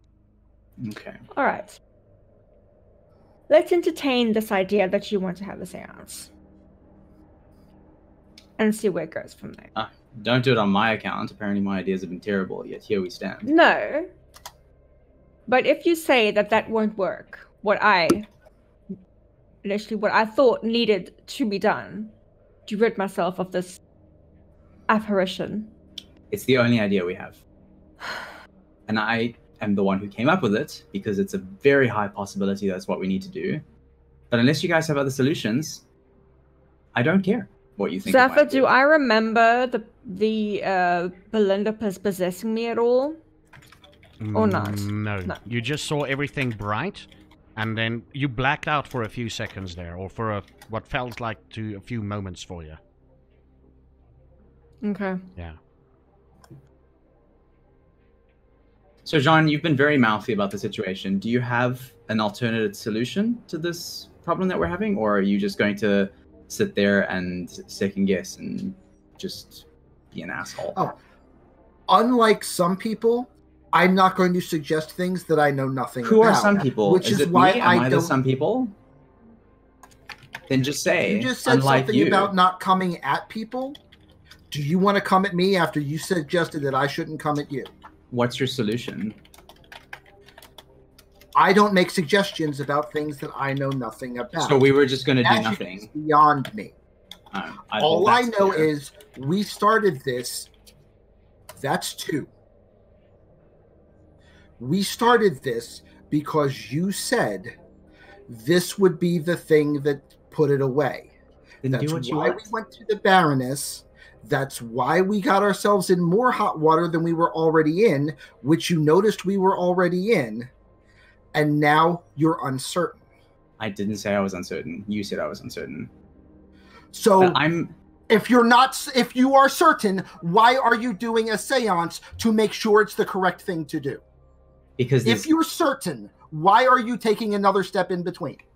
How is this eluding you so profoundly? We're working with an ethereal being who has multitude of life-based trauma, and she has suggested to us what she wants. It might not be all she wants. It might not be the entirety of what she wants, and we might have interpreted it in the wrong way. We know what she wants, and we know that to get rid of her, we need to give her what she wants. We have the thing what we you're know saying is you are now uncertain that this is the thing she wants. It feels like you're saying that. Okay, are you certain that this is the thing she wants? Yes or no? No, but that's So then you are uncertain that this is the thing she wants. English is a simple language. You are old at your age.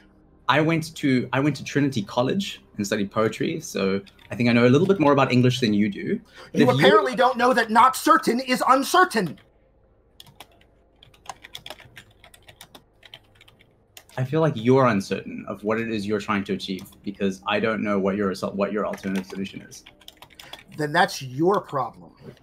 Oh, okay. Well, actually, if you would like to find somebody who can conduct a seance and can, exercise a rogue spirit, then you can do that, and I'll just go home. And good luck with that. And then on that note, I use what's that ability that I have? Fleetness, and I just disappear. What are you typing, Zephyr? Where do you disappear to? Oh, Do you disappear into the library? Do you disappear out of the library? I go to so my character is quite conflict avoidant. So the build up has been I suppose not pleasant, and so I think he disappears into the car, to the car that he borrowed from Derek, and he sits in the car for a bit, and he sits there for a moment, and he feels like really overwhelmed, and then he starts like the encounter reminded him of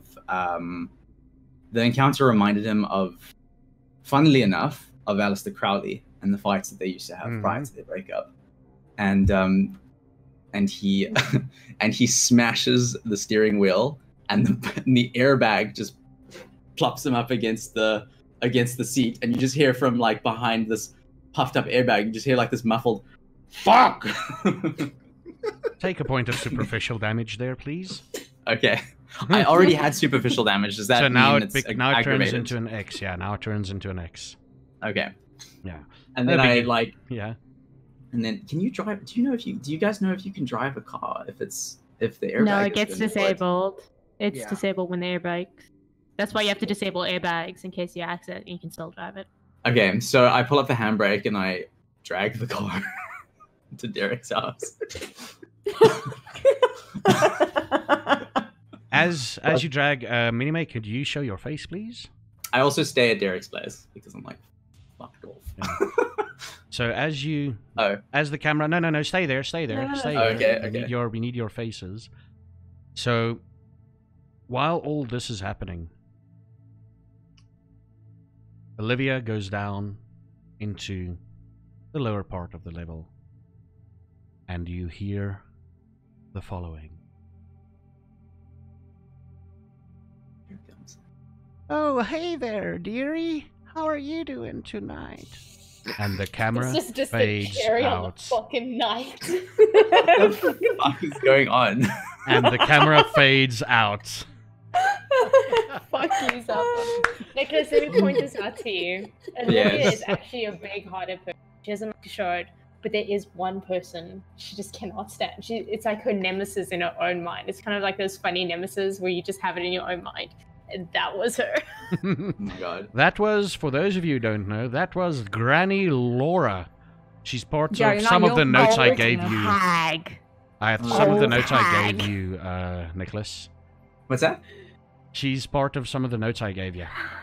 Oh, Granny yes. Laura. Yeah. Granny Laura. Yeah. The worst time for her to run into me. Just Just a quick thing. We're gonna do something totally different tonight. Okay. We're gonna check what the rolls decide happens to you. Oh, yay! Before Yeah. anything Oh, else, that's gonna while be we're still seeing fun. Broken. I love you, Nick. I love you too. You were so great. I was like, I had to remind myself from him, like, he's just acting. Yeah, that was top 3 things happening tonight. I'm pretty sure. I'm sitting here going, okay, please, we will wind down after this. People I got some watching on thespian Twitch, exercise from that. we will wind down after this. Okay, don't worry, we'll sort it out and everything. So I want you all to roll me a humanity check. Oh. Oh, yay. But based on that result, you gotta tell me why you passed your humanity check or why you failed it. Oh no, that's not the humanity we're looking for. We're looking for. There's a different thing called humanity check. It's remorse, right? It's remorse. Sorry, it's remorse. Oh, it's remorse. It's remorse. Yeah, that's sorry. an entirely different check. Yeah. Okay. Nicholas Okay, Pollitt. Nick, why do you pass? Wait, just give it a few. Nicholas passes. Theodora fails. Why is that rouse and hunger? Is it rouse and hunger? No, that's the wrong thing, Theodora. That's rouse, not I remorse. said rouse. No, remorse. Sorry. Sorry. Remorse, sorry. which is like rouse, but with an M and an R and not a U. Sorry. There you go. Wait. I need to confirm this. Theodora passes. Olivia passes. John passes. And Nicholas can't read. passes. We all pass. Holy Yay! shit. So what you're telling me is what you experienced tonight in that hallway, in that kingdom, in that palace hallway thing, in the room, in the throne room, did not affect your characters in any way whatsoever? They didn't lose Nope, humanity? we're already fucked up. Yeah. I actually, I was thinking about that. So it's interesting that this is how you chose to end the stream. But I like to think that for my character, the fighting, the bickering that I've had with John, and also how I have been kind of the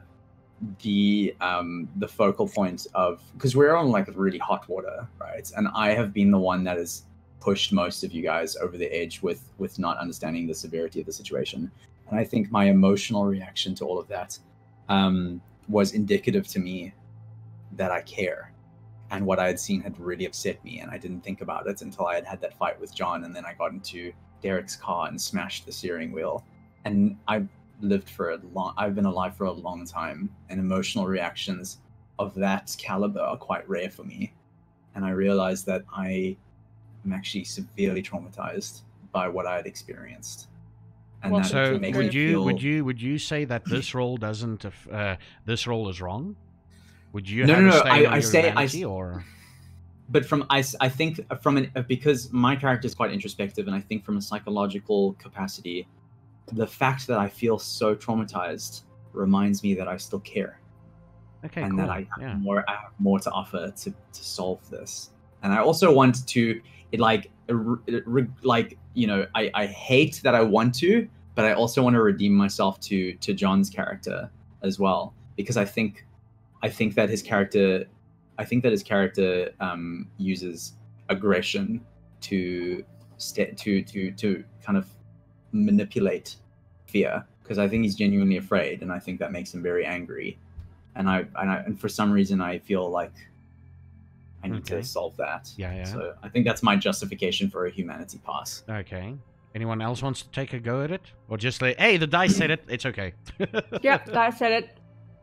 I think for So- Olivia, being raised the way she was, especially when she moved to America and she was trained a certain way, seeing what happened tonight, she's kind of used to seeing it. But Mhm. it's also a reminder of her why she doesn't use her abilities like that, because she hated taking the innocent life without knowing reasons why. Here's the But question. when though. she was, Here's a quick question to all of you. You could have that could have been Benny.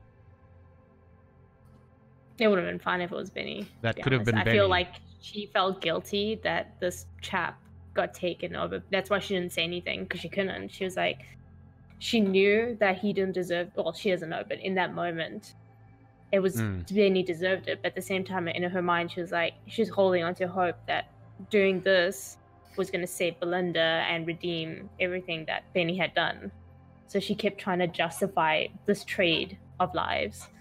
But at the same time, she really wants Benny dead. Like, I was so tempted during that to just stab him and end it right there by making his blood vessels just burst. But I knew I couldn't. So Olivia, I think tonight has struggled a lot with that line of, like, she's never wanted to kill. It's just saying she always was forced to do. And like, she's actually wanted to kill someone, and she's never had that before. Okay. For John, it's tied to Nicholas's response, but also the inverse. I should have chosen the same name. It's fine. Number one, for him, when he is emotional, when he is aggressive, it is when he is closest to his humanity, because that passion is what always drove him in life. So when he gets, like, as you've seen through the campaign, he gets most violent and most loud during situations where there is someone that he feels he has a need to protect. And that was tied into this scene as well. And very specifically, because he's gotten past that fence moment with Olivia, now Olivia is someone that he is trying to make sure he can protect. So when she was in danger, he became more aggressive, and that brought him back to kind of how he wound up being turned in the first place. Does Olivia remind him of someone? No. Okay. Okay, so I have no connection to your tattoo. No. So not that, but when I give you something, this situation is getting closer and closer to the situation that caused him to be on the run in the first place. So he's getting this fear of history repeating itself and trying to cut it off at the pass. And Olivia, I mean, Theodora. Yeah. Theodora. I think for Theo, she, considering what she does, she doesn't really have much regard for human life. So to her, she finds it very strange how you guys are trying so hard to cling to what humanity you have, and to being so empathetic to these humans, where for her it's just like, you're just humans. They mean nothing. They're like cattle. Humans consume cattle. Vampires consume humans. Cattle.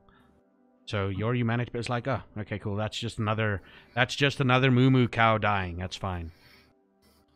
I also think Theodora's humanity is probably the lowest of all of ours, like, to start with. I don't know. I haven't seen her stats, but based on the play of the character, she seems the most removed from, the Vox Populi as out of the group. Yeah, we can't really answer that, but you might be right, but I know the answer, but you might be right. Right. Yeah. So we've reached that part, ladies and gentlemen, in the stream where I ask you all, what scene was the most impactful? What scene stood out for you the most tonight? Let's start off, because we started off, we're going to start off with the men again, so that we can, when everybody says goodbye, the woman can start first. I usually switch between the two, but then it ends off the men saying goodbye or telling us about themselves again. So we don't want to hear about that. So, Nicholas, what stood out the most for you tonight? What scene? What interaction? What did, if someone did something? What's something that stood out for you that someone did? I think the interpersonal conflict between my character and John was quite an interesting paradigm shift in the group dynamic, because I find from personal experience with role playing that it's often very difficult to role play conflict with other players, because conflict conflicting emotions like anger and sadness and fear are very difficult to role play, because they're quite primal, and John's methodology and incentives for being a part of or catalyzing that conflict were actually really interesting for me, because I personally didn't expect it, but it showed a very rounded character development on both the interpersonal relationship that I have with John and the relationship that John has with the situation. Which I thought was really interesting, and it also helped me develop more of a character facet than just, I'm here to help, and I'm this this empathy vampire kind of thing, you know, because because you know there were moments of genuine anger for me, like John kind of, I think in a roundabout way, John really helped my character flesh himself out as more than just as someone that's actually quite flawed emotionally. So I thought that was really cool. Okay. Wow. Okay. And second class, what stood out for you the most? All right, so I've never done this yet. I have to split it. Okay. And I'm going to split it because there were two scenes that both did the same thing, and that's my justification. Okay. The first one was when Luna had to switch from Theodora to child and make it feel. It's always tough to do that possession thing because you've got to play your character being controlled by another force. You can't just play the force because then it's just a brick. But she did a nice job of making it feel like Theodora, but not Theodora at the same time. So it was nice and creepy. So that was spot on. The other one was Nicholas when he had Nicholas beast out a little bit. When Nicholas, beasted out, and he did that reversion of character from going from normally trying to negotiate and avoid conflict to engaging conflict, and again playing it as the character but not the character in control. And so both of those sequences, I think, were really top-notch acting tonight. So I was happy to be able to watch both of them. Wow. Thank you. And the ladies, Luna. I'm gonna have to split it as well. The Copycat. first one, sorry. This one goes to Nicholas for when he got the beast, and he went after the car. At that point, the way he portrayed himself there just reminded me. This is more of a personal reason, but that reminded me so much of my brother, and I just had to have a good giggle at myself. And yeah, it's his birthday today, so that's it. Oh, happy birthday! So all I'm birthday to your hearing brother. is that destroying chairs runs in the family now too. Okay. Very And the second expensive bit? household. And the second bit goes to John's outburst and his quarrel. That made me very uncomfortable. And okay. I got worried. I was like, Nick, please tell me you know this is just acting. Like I got worried for too, Nick. I was That's his like- first play. I literally I am an actor in the film industry. Trust me, I get it. Don't worry. and then Minimay. Wow, Minimay. It was What? definitely Theo. I literally got goosebumps when she was doing her child thing. Like it literally got me so chilled. Like don't get me wrong, Nick and John, their conflict was so empowered, but the way Theo transitioned, it just happened. I was like, holy hell. And also how you picked up that Zephyr wanted you to do that without him saying, you're being possessed right now. It's just him saying you have that song in your head and it just clicked in you instantly. I thought it was a really good transition. Wow. I wasn't even sure if it was the right song, to be honest. But at least it was there. So Can you imagine? yeah. Can you imagine? Theo, it wasn't that song. It was fucking my police car. Come on now. Very different guys, I'm sure. Yeah, no, for me, I got chills. I sat there and I had to mute myself a couple of times tonight because I was gasping and shit. And the first time I it saw happened, that. the first time it happened was with the transition. I was like, you hear that song and she starts singing it. I'm like, okay, cool. She's gonna act. Oh my god, mute myself. Just continue on. Let them be freaked out. I'm okay. I'm not freaked out at all by this. No, that was quite cool. And I think what was most disconcerting here with the whole conflict versus of John and Nicholas was essentially, remember, most of what we've seen of John up until this point was, hey, that happened. Let's continue on with our lives. Oh, that happened. really Let's cool continue on with guy. our lives. There was 1 or 2 times in the first season that he actually got aggro, but this season, you can realize that we're not used to seeing John in such a, not dominant, but such a force. Volatile. volatile force. We're not used to seeing him that way. That's why we freak out a little bit. I was sitting here going, oh my god, oh my god, oh my god, is someone going to just shut off his camera? But that was amazing. The possession scene, yeah. Yeah, we've got the possession scene in chat as well, yeah. We are gonna... Yeah, that was it. Thank you. Wow. Zafra, sorry, before I also wanted to say it was like it really helped me imagine this whole thing as like an episode of a TV series, like a drama, like that whole conflict, and then I imagine this like, I don't know, Sarah McLachlan soundtrack in the background, and I'm like sitting in my car, almost about to cry, and then suddenly like burst the airbag, and suddenly it's like fuck, and then Yeah. See, I had you more of a Tori Amos guy, but both of them worked. Like, in the arms of an fuck. Yeah, it was the only thing I think of. Maybe not the best. But yeah, okay, now we can get around to punting ourselves. Then we're gonna do record the after show quickly.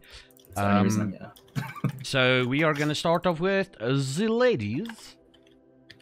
Let's go with Luna, and then because the way I see on my screen, it's Luna, Minimay, Nicholas, and second class. So Luna, take it away. Where can people find you? What do you do? Right, so you can find me over on my Twitch channel, which is under there. So Twitch.com/Luna_Sanguine. Also on Twitter with the same name. I stream a lot of ESO at the moment, but I'm very heavy into Dark Souls and horror games. I love anything and everything spooky. So yeah.